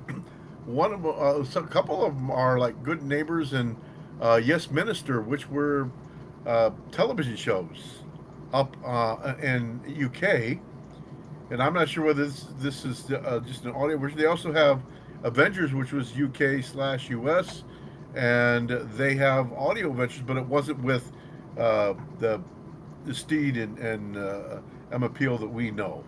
But they did use the TV theme song for it, and they had a comedy called, I think, Taxi or Taxi Driver, and in that it was about a New York cabbie, and that was ran, it looks like, at least a year. There's a lot of those recordings right there. Was a comedy. They had all kinds of different things, some science Taxi fiction. Driver. You talking to me? Yeah, no, not that version. No, but you're talking to me. You talking to me? This was a comedy. Yeah. And we got a good. Go ahead. No, you first. Oh no, I was just going to comment on what Dave said about. He mentioned the Avengers, and I just recently had started to review some of their stuff, and there's actually some there that I can use as fodder for Horrible Horror for a free feature some point in time. There you go. Are you counting leg kicks? Not particularly. Well, you should. Okay. Emma Peel leg kicks are what life is all about. Oh, yeah. No, I was more looking. They've got some of those that are episodically spooky, and I was like, oh, I can use that. But wasn't necessarily zoned in on the leg kicks though. But yeah, Emma Peel, woohoo! A lot of stuff going on there. A lot of stuff to unpack. You so wish, yeah. Hello. The dog woke up. Oh, he did. No, he didn't. Anyway. That slob sleeps more than me. Yeah. Well, sometimes you get tired. That's all I can say, you know. It's hard work being a collie, I guess. It ain't easy. That's right. It ain't easy being a collie. It's pretty easy around here, I would think. Spoiled, rotten puppy. Just don't say it too loud. He might say, hey, man, I got my union card. You know, what are you talking about? Just a reminder. No us on Friday and Saturday. Yeah. But there will be us. But there will be us. On Sunday and Monday. And I will try to be with you guys on those days. Whenever you we'll can. Be in contact. You're always welcome. Part of the family. Thank you so. I tell you, you guys part are of the great dysfunction. You guys are so. I am so thankful. You guys let me drop by whenever I can. I have a lot of fun. We're always great. We're always glad to have you. Whenever You you can wormed make your it. way into our hearts. I know. How did that happen? into the brotherhood of eeriness. Yeah. Yes. Crazy. And sisterhood. Don't forget CW. Yeah, she's here too. That's somewhere. True. Yep. Somewhere out there. If not physically, in spirit. Well, yes. Remember that. So, let's wrap up our Night Surgeon. And then who knows do that. what we'll do next. We'll do that. We'll be back. I promise. Woo!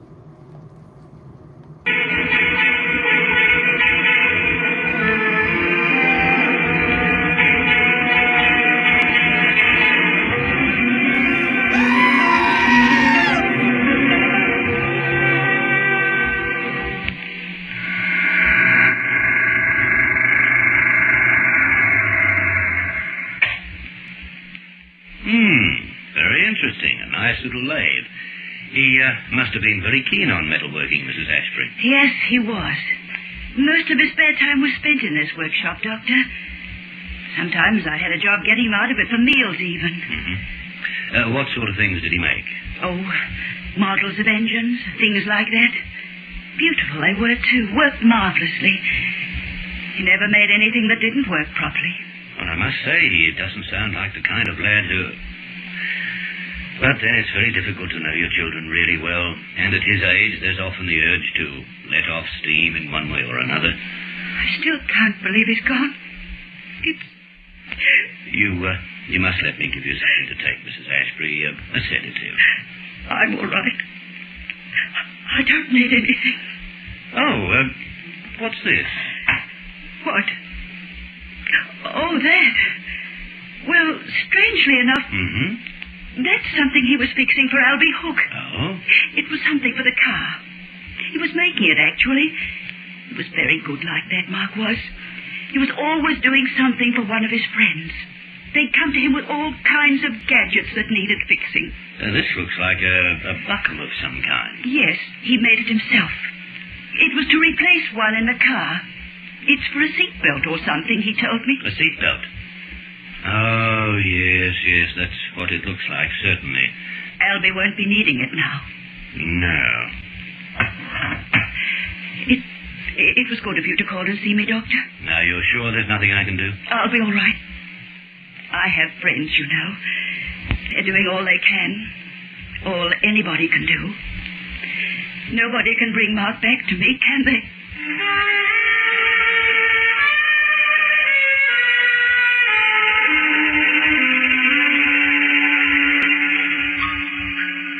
Yes, that's right, Mr. Hook. Dr. Morgan asked me to give you a ring.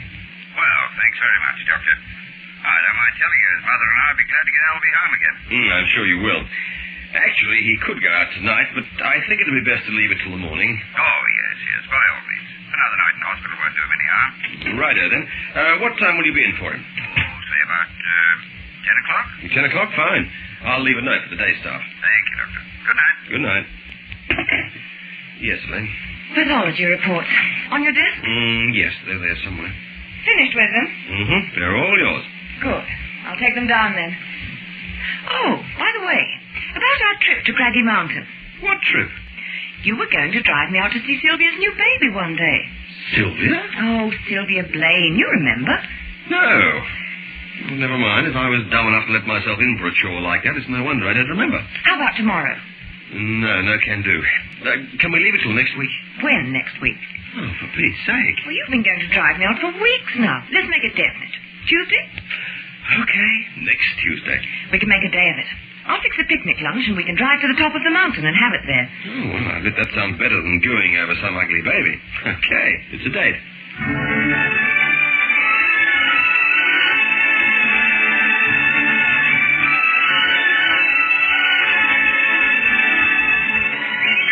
There. That looks like the lot. All set? I am, if you are. Oh, boy, this was some meal you dished up. Just a second, Bart. Open the door, will you? What?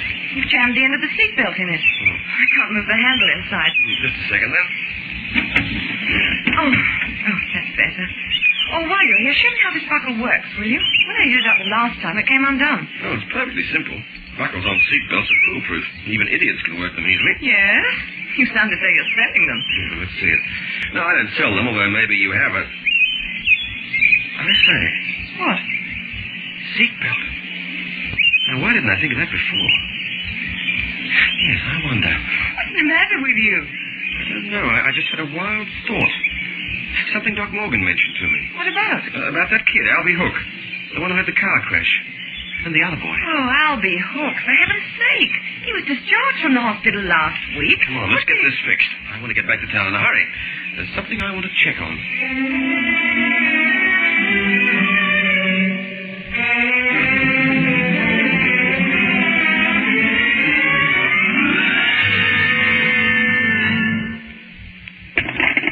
They found it? They did. We were lucky the wreck had been taken to some wrecker's yard, but was still pretty much as it was after the crash. When I first contacted the police, they said they didn't think there was much hope of checking on a thing like that now. What did they find out? That you were right. Who are you ringing now? The boy's father, of course. This is something that needs checking on. Sister, would you get me the home of Mr. Arthur Hook, please? You'll find the number on an old card referring to Albert Hook, who was discharged last week, or you can look it up in the book. Shouldn't be hard to find. Right. What are you going to say to him, Doc? Just what we know. Wasn't it beating the gun a little? How do you mean? Well, he won't like what you're implying, you know. He thinks the light shines out of that boy. I know. But then perhaps we have just one more case of a spoiled brat leading his father by the nose. Happens all the time these days. Yes, but you mightn't find the father too easy to convince. I'll take a chance on that. Dr. Morgan.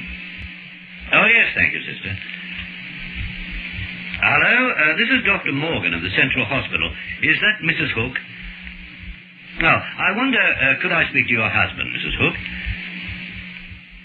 Oh, I see. What time do you expect him back? He's what? Oh. Well, I'm sorry, Mrs. Hook, but this could be rather urgent. What time does the plane leave? I see. Well, thank you. I beg your pardon? No message, thanks. As a matter of fact, I may just take a run out to the airport. I can probably catch him there. Thank you. I'm sorry to have troubled you. Good night. What was all that? Hook is on his way to the airport. He's taking his darling son on a holiday for a month. That's a long time to wait. Too long. That's why I'm driving straight to the airport now. Now? I'll be back as soon as I can.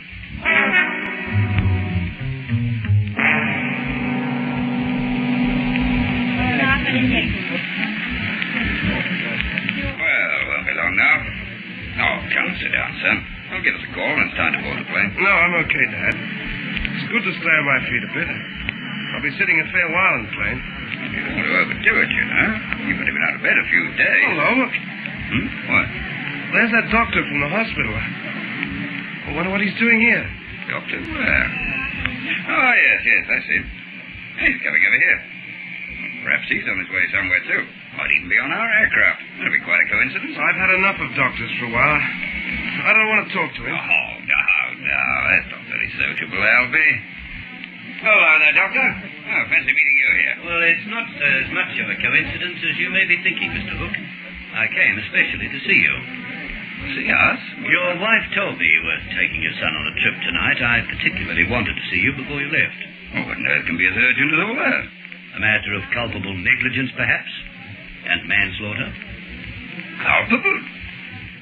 Are you feeling all right, Doctor? Mr. Hook, suppose I tell you that the police have made an interesting discovery about the accident your son was in.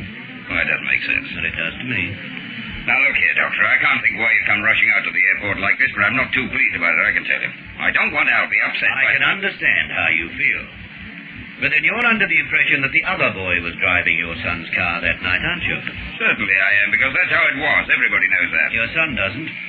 Do you, Albie? Why? In fact, you know perfectly well that Mark Ashbury wasn't driving the car. Because you were driving. Now, look here, you, Albie. Dr. Morgan, I'm asking your son a question, Mr. Hook. Let him answer. It's not fair to the lad. You of all people should know that. I said let him answer. Albie? I don't know what you're talking about. Mark was driving the car. Now you see. Impossible. He couldn't have received the injuries that killed him if he had been behind the wheel. Eh? Hey, now, wait up. If that's so, how is it that it's mentioned only now? It's weeks since the accident. It was overlooked at the time the police surgeon made his report.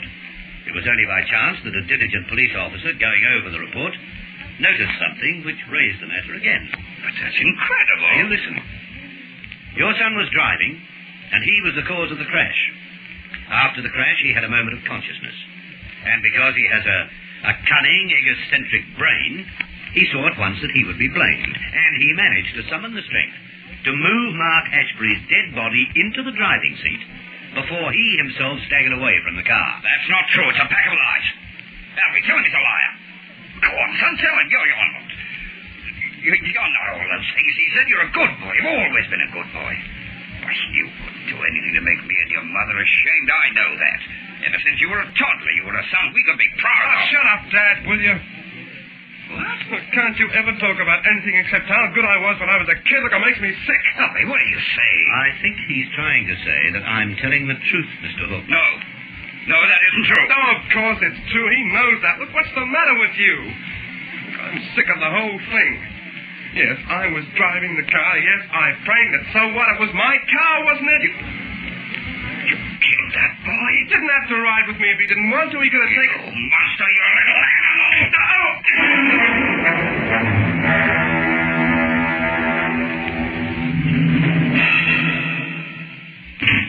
You could have gone with him to the police station, Mr. Hook. I just wish the police had found out about the other boy's injuries sooner than this. They should have. That wasn't possible. You see, the injuries to Mark Ashbury don't prove anything. What? But you said... I made it up. I had to say something to force Albie into confessing.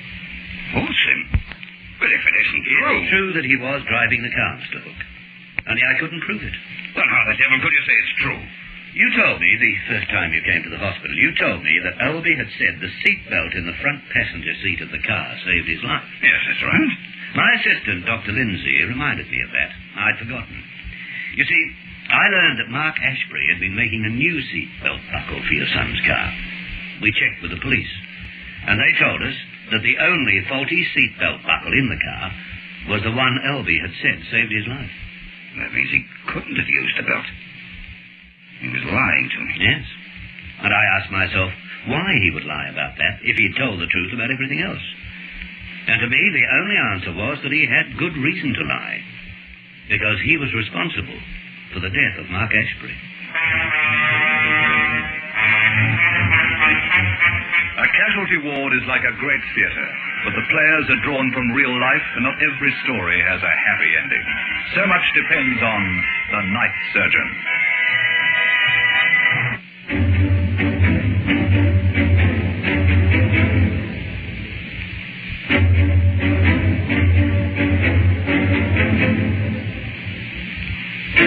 This is the United States Armed Forces Radio and Television Service.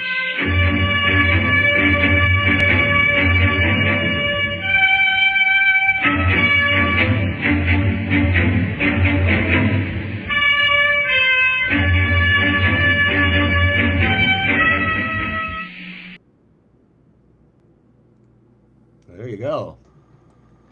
There you go. That wraps up our classic tale from South Africa.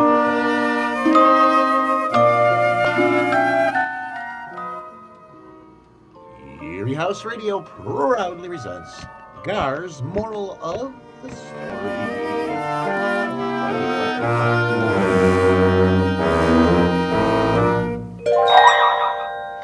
Deductive reasoning and a bit of persuasion suffers no liars nor seatbelts.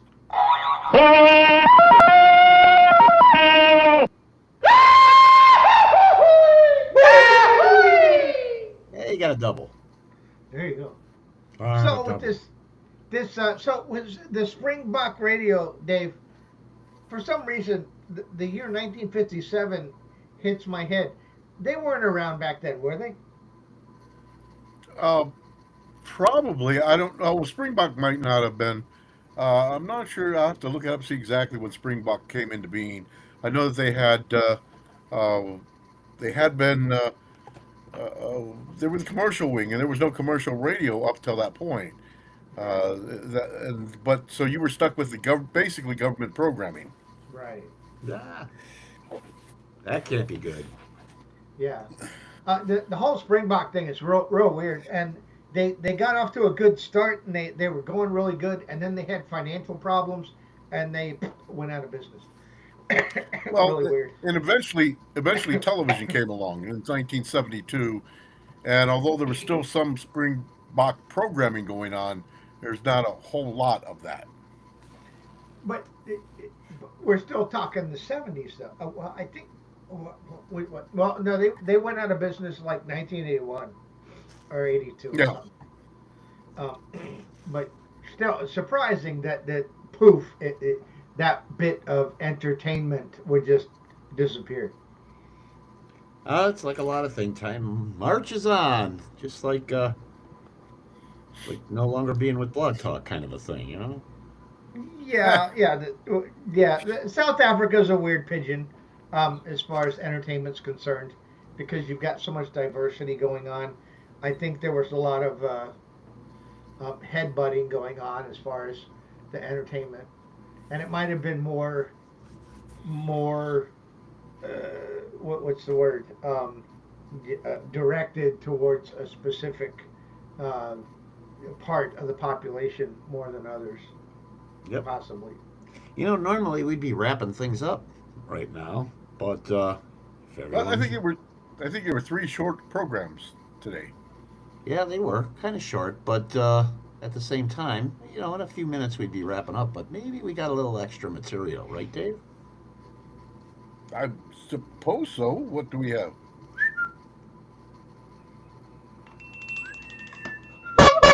Don't we have a whistler?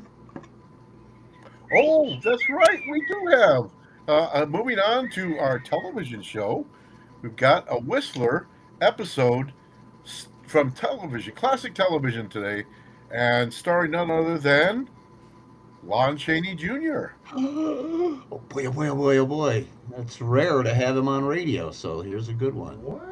Okay. Yeah. Well, this isn't a radio whistler, though, is it now? Nope. But it is the same guy that played the narrator on there, although there were several, Marvin Miller being one of them. But Marvin Miller was usually the announcer, and this is the guy that did that the other time. So. Yep, and we've got it broken out into 2 segments. So here comes part 1.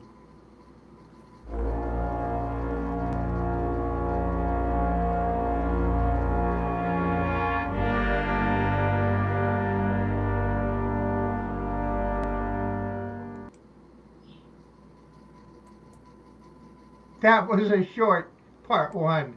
That was just a opening up there. There you go. Kids.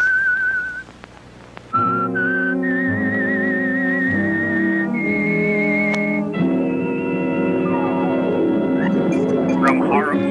I am the Whistler, and I know many tunes, for I walk by night. I know many strange tales hidden in the hearts of men and women who have stepped into the shadows. Yes, I know the nameless terrors of which they dare not speak.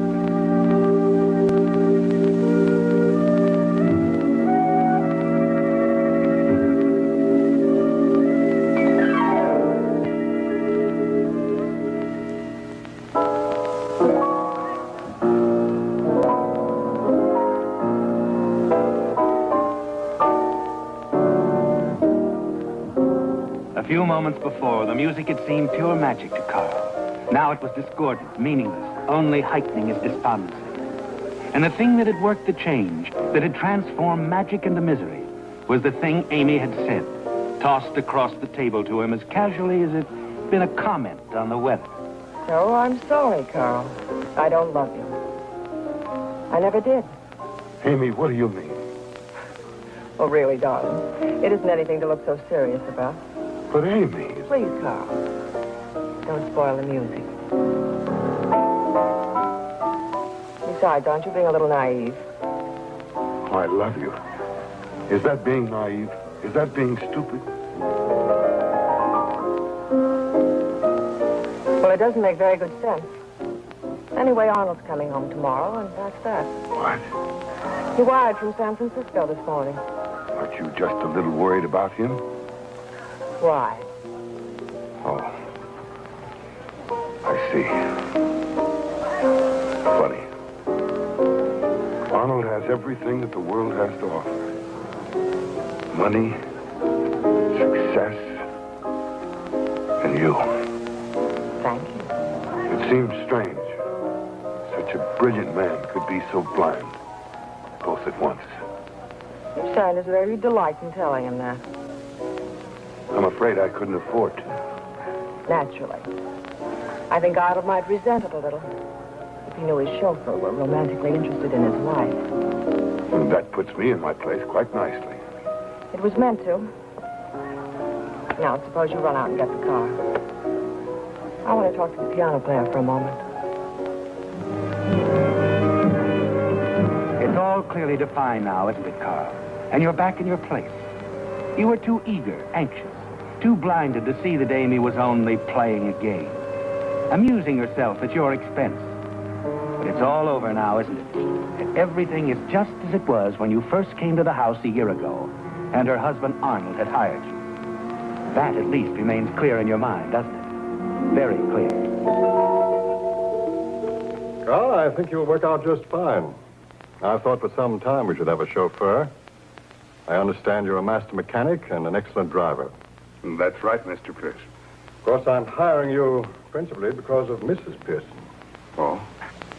Yes, she's a very impetuous woman. Inclined to be reckless.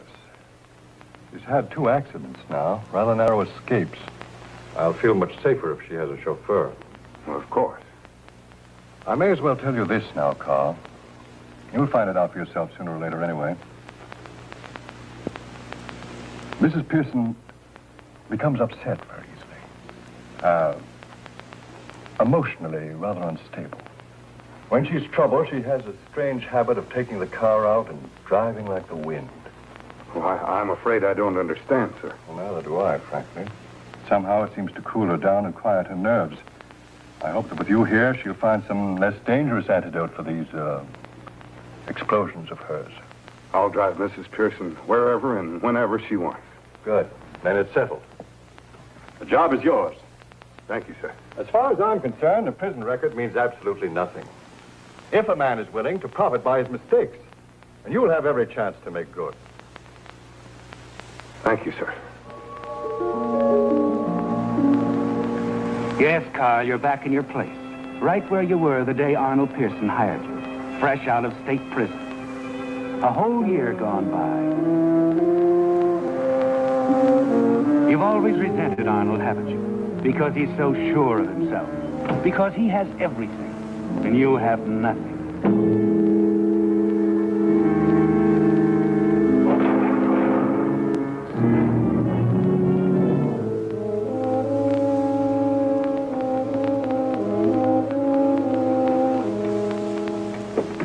You sent for me, sir? Yes. Sit down, Carl. Well, that's all right, sir. I don't quite know how to begin.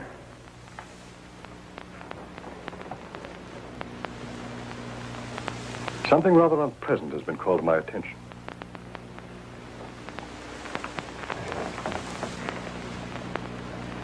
You've been with us more than a year now, Carl. I've come to trust you implicitly. Thank you, sir. I know you must feel that I haven't paid much attention to you, but, well, I've been very busy and... I understand. Of course you do. It might please you to know that I've advised my lawyers about you. You'll never want for anything, even if something should happen to me. Well, thank you, sir. I had no idea that... I'm happy to do it, Carl. All I ask in return is your confidence. It's about Mrs. Pearson. Mrs. Pearson? Now, please don't misunderstand me, Carl. I'm not the sort of a man who goes spying on his wife. Oh, I don't think that, sir. Of course not. However, the fact of the matter is, a chap from the firm spoke to me about Amy this afternoon. He implied that she'd been seen on a number of occasions in the company of another man. Oh, well, that's probably just idle gossip. Well, I don't think that Mrs. Pearson would... I don't Carl, think I thought you might know something about this. No, sir, I don't. And after all, I've been here all the time. I should know. I hope it is just gossip. Sort of upset me, that's all. Coming home to a lot of ugly rumors about my wife and some musician. Musician? I believe he's working at a place called the Cameo Room.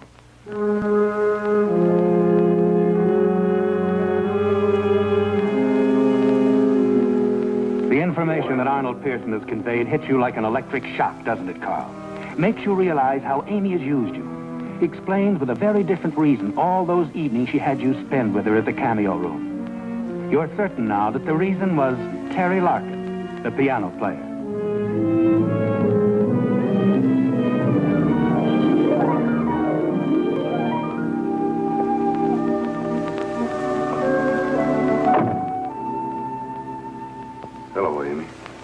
Oh, Carl. What's the matter, darling? You have that serious look again. I have a good reason. So have you. What's on your mind? You? Look, Amy, I don't know what you're doing, what you've done. I only know how I feel about you. Please, Carl, we've been all through that. Now listen to me. Let me talk. I've got to tell you this. I love you. I have no right. It should be the other way around. I should hate everything about you, but that isn't the way it is. Amy, no matter what's gone before, please don't do this to me. Carl, you can be so gentle. No one would think so, but you can. You're interesting, Carl. Like a book. Only I think people in real life are much more interesting than those in books. Don't you? Interesting. Interesting is just a word. Love is an emotion. I'm not in the mood, Carl. Besides, my actions are no longer your concern. I thought we settled all that. It isn't settled. It isn't settled at all. Why don't you face it? If you're going to be difficult, why, we'll simply have to dismiss you. Listen to me. I just had a talk with your husband. It seems there's some ugly rumors floating about. About us? No, not about us. I don't understand. Those baby blue eyes. Those big, beautiful, innocent baby blue eyes. And a heart like a stone. Just a minute. Tell me, who's it going to be after Terry Larkin? Carl. Seems to be a hobby of yours. Making a fool out of every guy you meet. Well, I ought to do Larkin a favor. I ought to go tell him right now. Tip him off. That he's due for the high dive in the next couple of weeks. You're not going anywhere. You're involved every bit as much as I am, Carl. I can talk, too. And if it came right down to it, maybe I'd sound a lot more convincing to Arnold. And to the parole board. Well, what about Terry Larkin? I'll see anybody I want, anytime I want. You know where that'll get you. I'll decide that. And now, if you don't mind, I'm going out for a drive. Wait a minute. You know what Arnold said? Skip it. When I want a chauffeur, I'll ring for one.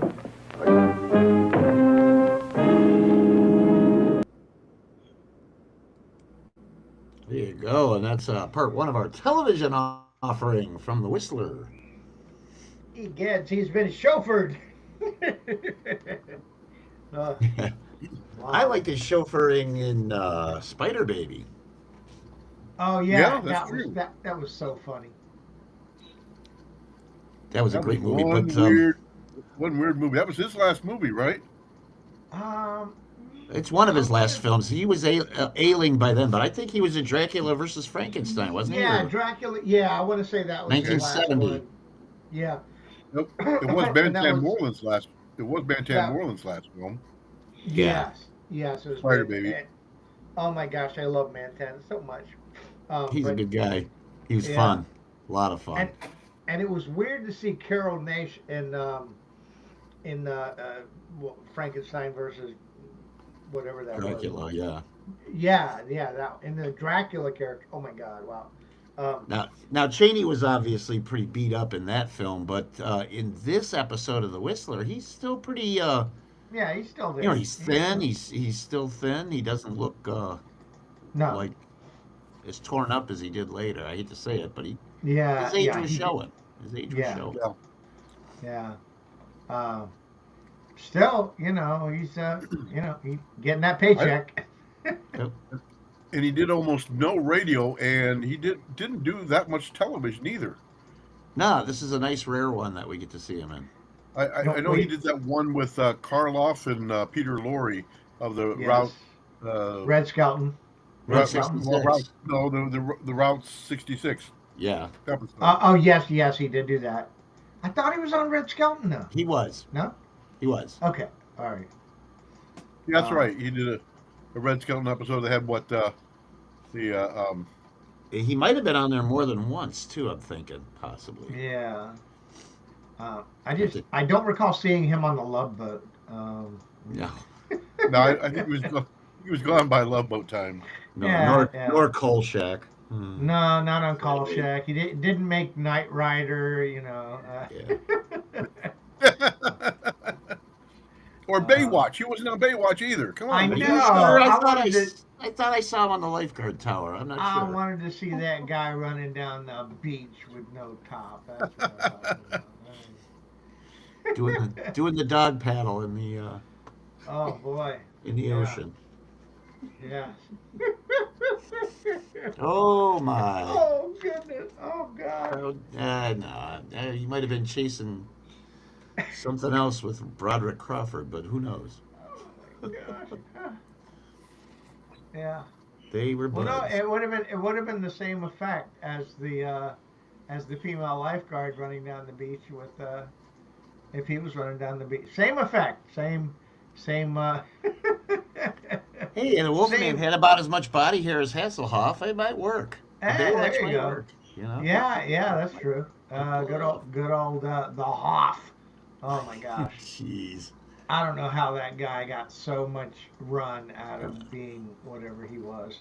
I don't know. I got to wash that image out of my head. So let's wrap up. Yeah. Our television episode of The Whistler. Yeah. Whistler. Back into it. The break between you and Amy is out in the open now, and in the week that follows, she makes that quite plain to you. Seems to enjoy every moment of it.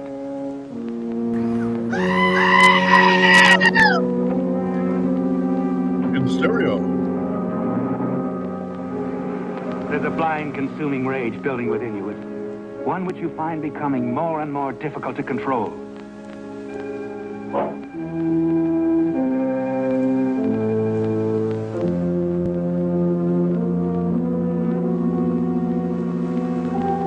As far as Amy is concerned, you simply cease to exist.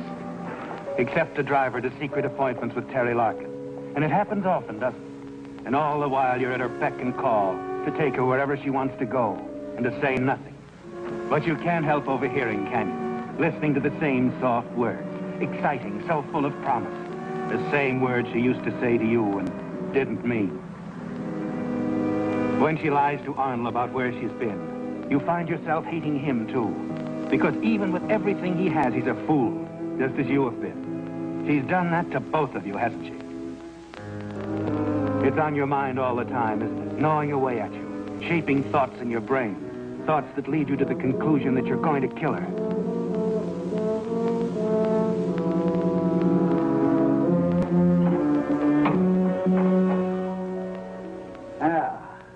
Don't think you'll have any squeaks on over now.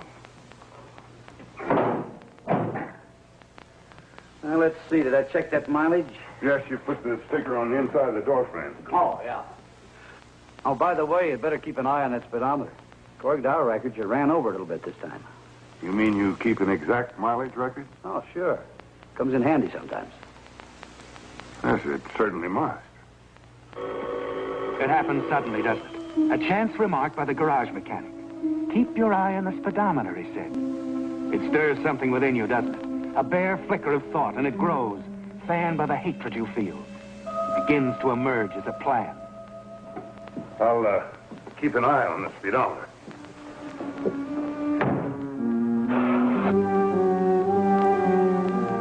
It's exactly 5 miles from the garage to the house.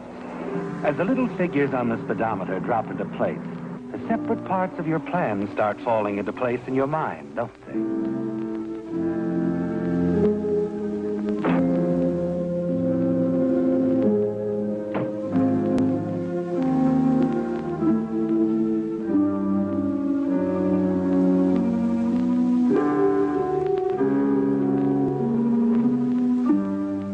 You've made up your mind, haven't you?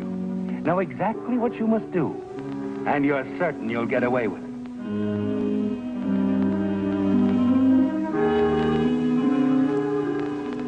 Are you positive, Carl?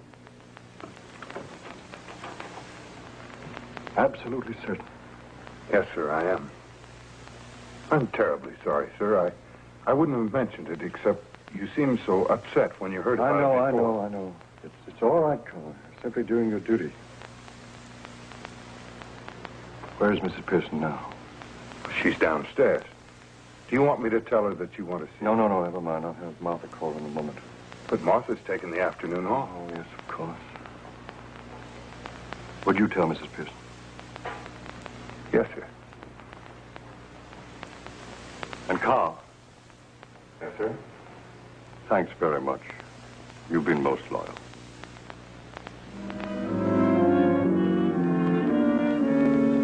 Your plan goes into motion immediately, doesn't it? Just as swiftly as you had intended it should. And now, in fury, he's turned on Amy. And true to form, she's lashing back. What if I did? It's nothing to you. You've always been so wrapped up in your career, it's a wonder you even noticed. My career has nothing to do with it. Well, I don't care anymore. Do you understand that? I simply don't care. If you think for 1 minute that you can control my movements night and day, like you do the puppets that run your business, you've got another thing coming, Arnold Pearson. I'm getting out of here and you may never see me again. It's going well, isn't it? And you're pleased. Not worried at all about what Amy might say about you, because Arnold wouldn't believe her, would he? It's what Amy does that concerns you now. All that matters is that she behaves as you expect her to. Follows her usual habits. Hey! Amy, come back here!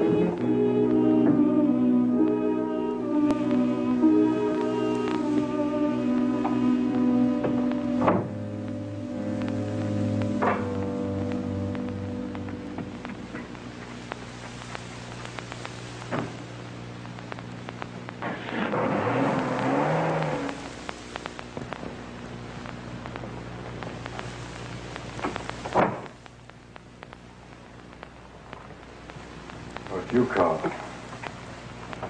Yes, sir. She left in the car, didn't she? I was hoping you wouldn't let her do that. Mrs. Pearson does very much as she pleases. Now, wait a minute, Carl.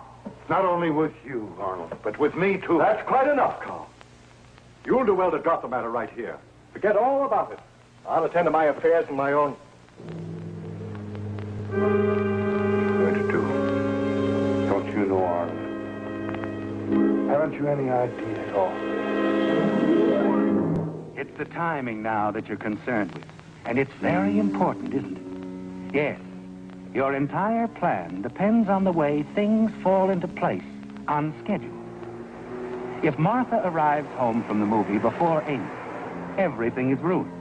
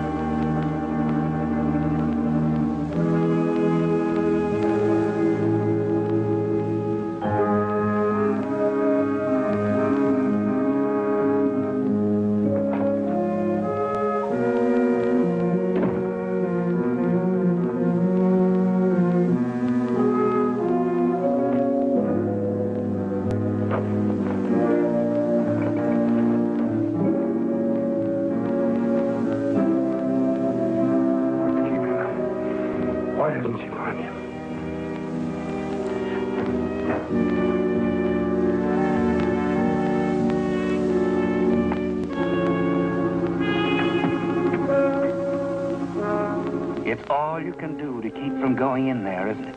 To see what's happening. And the fear that something's gone wrong begins to take hold of you. And then... Carl! Carl!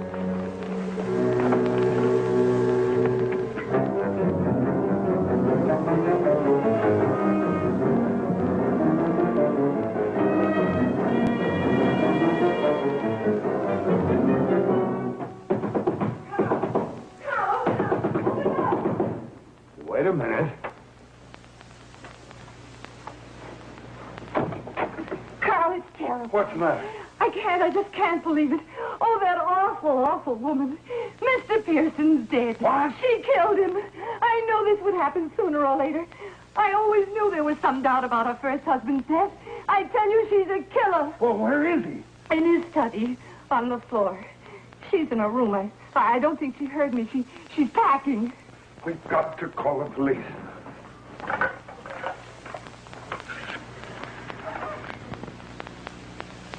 Operator, I want the police.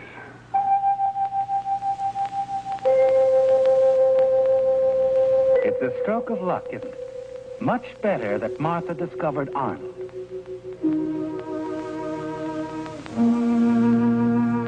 Hello. Police? I'm calling from the Arnold Pearson home. I want to report a murder.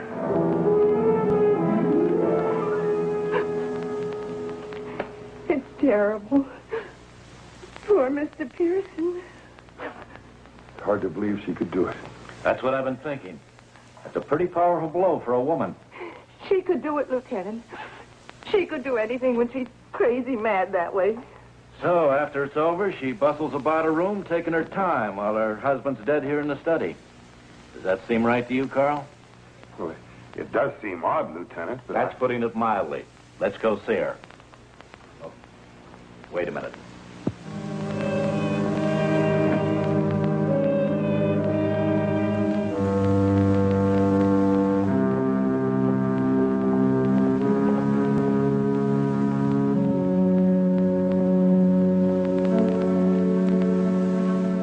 Well, that changes things.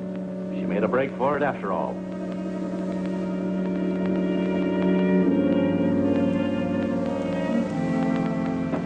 You've been a little foolish, don't you think, Mrs. Pearson?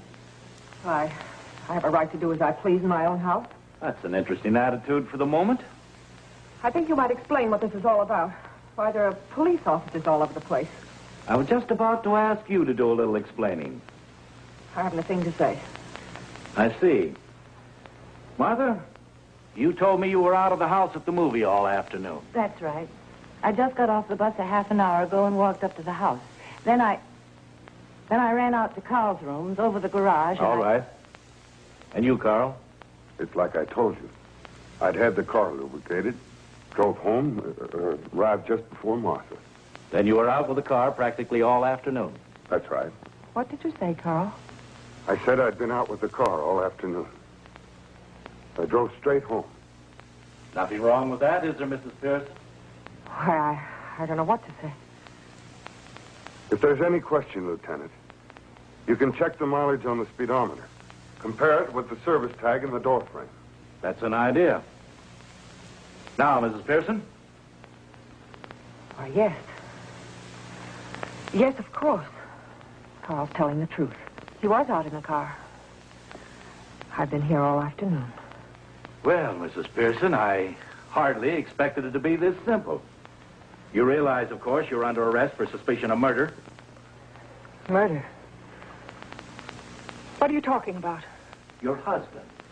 He's right where you left him, Mrs. Pearson. I don't know anything about it. By your own admission, you and he were alone here at the time of the killing. Now, that's good enough for me, and I think it'll be good enough for a jury.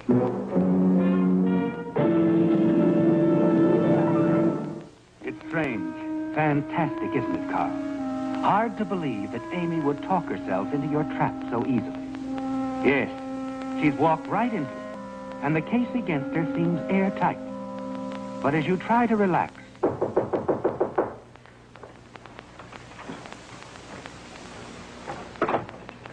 Oh, hello, Lieutenant. Carl? Where is she? Down at headquarters. Oh. Carl, I suppose you realize that we know about your record. Well, of course. But what's that got to do with this? I got a telephone call a few minutes ago that knocked me off my pins. Carl, are you sure you were in that car this afternoon? That you drove straight home? Why, of course. You can check the speedometer. We checked that, too. We went over the whole car, as a matter of fact. The whole car? So you drove straight home, past the corner of 89th and Fowler, That's the usual route, isn't it? That's right. The license plate's checked, too. There's just one thing the witness wasn't sure of. He thought there was a woman driving. Well, if you think Mrs. Pearson was in that car this afternoon, you're wrong. Just because somebody thinks All they right, saw. Carl. That's all I wanted to know. What made you think you could get away with it? It's pretty serious stuff, you know. And I think with that record of yours, they're likely to send you up for the rest of your life. Well, what are you talking about? Manslaughter and hit and run. That man you ran down at 89th and Fowler this afternoon, he died 2 hours ago.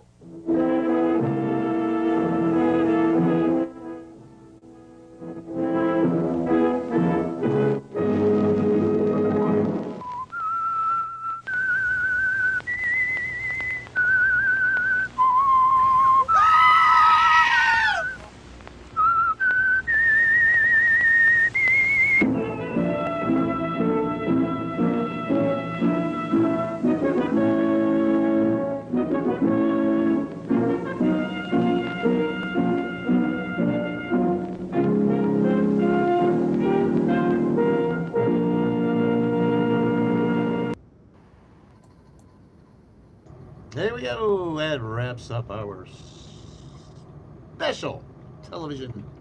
Classic TV. Yep. Yeah, Lon Chaney. Like you said, Dave, don't see him on TV too often or hear him on radio. Yeah. It's always more nice than you saw him on have him in the radio, house. yeah. Yep. Well, what's up for tomorrow? There's another Eerie House Radio. Oh yeah, we're gonna have some CBS Radio Mystery Theater. Yep. Brand new Dave in the AI5 song. Been working on that. And then at 7:30ish, I'm 8 going to be o'clock kicking when off. we're done. Yeah, 8 o'clock is the ding dong for Horrible Horror, starring Gar the Ghoul. And the only thing I got to say about Twitch to the next. The Whistler is never hire speedometer as your defense attorney. That's all I got to say. That's there you go. Yep. No, that was kind of neat. Yeah, that was kind of neat because it almost directly followed the radio show with the narration, the pacing. It was very good. That was great. It was the guy with the same narrator. Yeah. The same host, if you will. I'm not sure. I'll have to look it up, but I think it was on for 2 seasons. Really? Yeah. Inner Sanctum. Yeah. When one of those comes up, I don't have one on the immediate schedule, but when they come up, that was a 1-year syndicated deal. They took it to. I guess CBS ended up with it. They did a pilot for ABC, but the ABC didn't buy it, and so then it went for a full season of 39 episodes on CBS later on, which we will be sharing later on. And are both of those public access or whatever that's called? Public domain? Domain. There we go. Yeah. Both of them are? The Whistler and what was it? Suspense? No. What was it you were just talking about, Dave? Did Dave freeze? I was talking about the Inner Sanctum TV show. Inner Sanctum, yes. Is Inner Sanctum television programs, are those public domain? Yes. Yeah, we can show them here. Yep. Woohoo! Thank you, good old Bob, for the kind comment in the chat. Also want to thank Daryl Fogsbane and good old Bob for dropping by, and Movie Man. Who else was here? That's it for now. Back up. Back up. There we go. Here we got Fogsbane and yep. The Movie Man, good old Bob. Is that it? Don't forget Daryl. Lodi Mike. Yeah, Daryl. Lodi Mike was here. I think he limped off to fix something. Uh-oh. We just lost the collie. There's his best end. Oh, there he is. He's up and moving. He smells a treat upstairs. I think he's going to be good grief out of here. He can smell a treat all the way upstairs. Oh, yeah. That's hilarious. Or he hears the treat drawer. His hearing is incredible. Did I hear the refrigerator? Oh my gosh. Oh, that's a hoot. He gives He you his doesn't hear. face. I bet he doesn't hear when you tell him, "Hey, stop that." He doesn't hear I don't that. think. Yeah, I don't think that the last two dogs I had. I don't think they were treat oriented per se. He's kind of treat driven. He's not play driven. He's lazy. But he loves to take his walks. Oops. Man. I said a forbidden word. Yeah, if I said the W word to either of my dogs, oh yeah, man, we're ready to go. Yeah. So they were driven by that. They enjoyed And the RIDE word, it's like, oh, can I drive? I never gave them a keyword for getting in the car, but they were both really great in the car, both of them. Yeah, he is. I have a truck, Right. like a SUV type truck, and that's perfect for him. Yeah. Until later when you have to lift him up to get him up in there.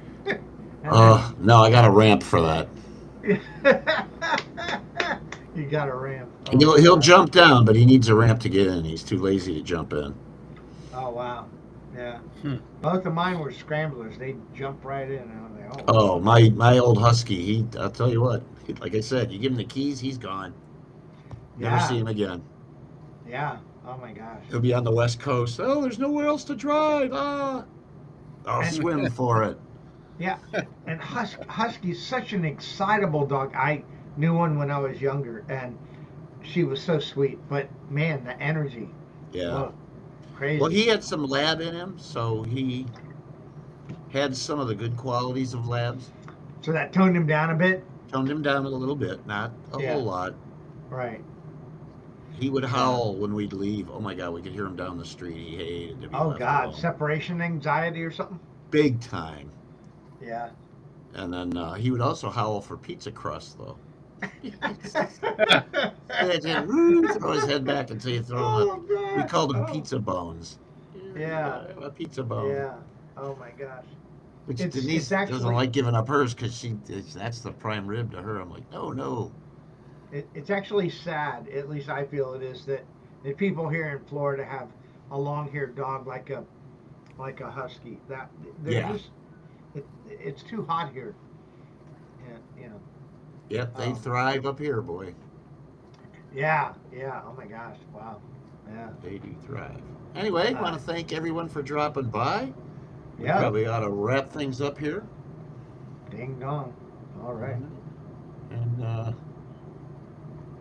thank you, everybody. We'll see you next time. Tomorrow, 6:15 Eastern.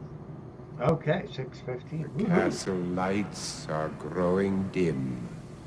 There's no one left but me and him. When next we meet in Frankenstone, don't come alone.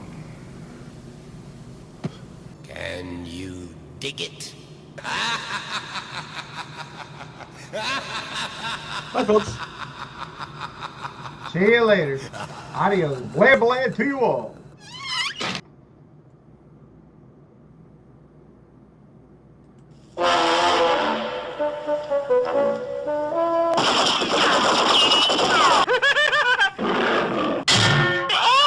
Do you mind turning off the radio? No, I don't mind at all.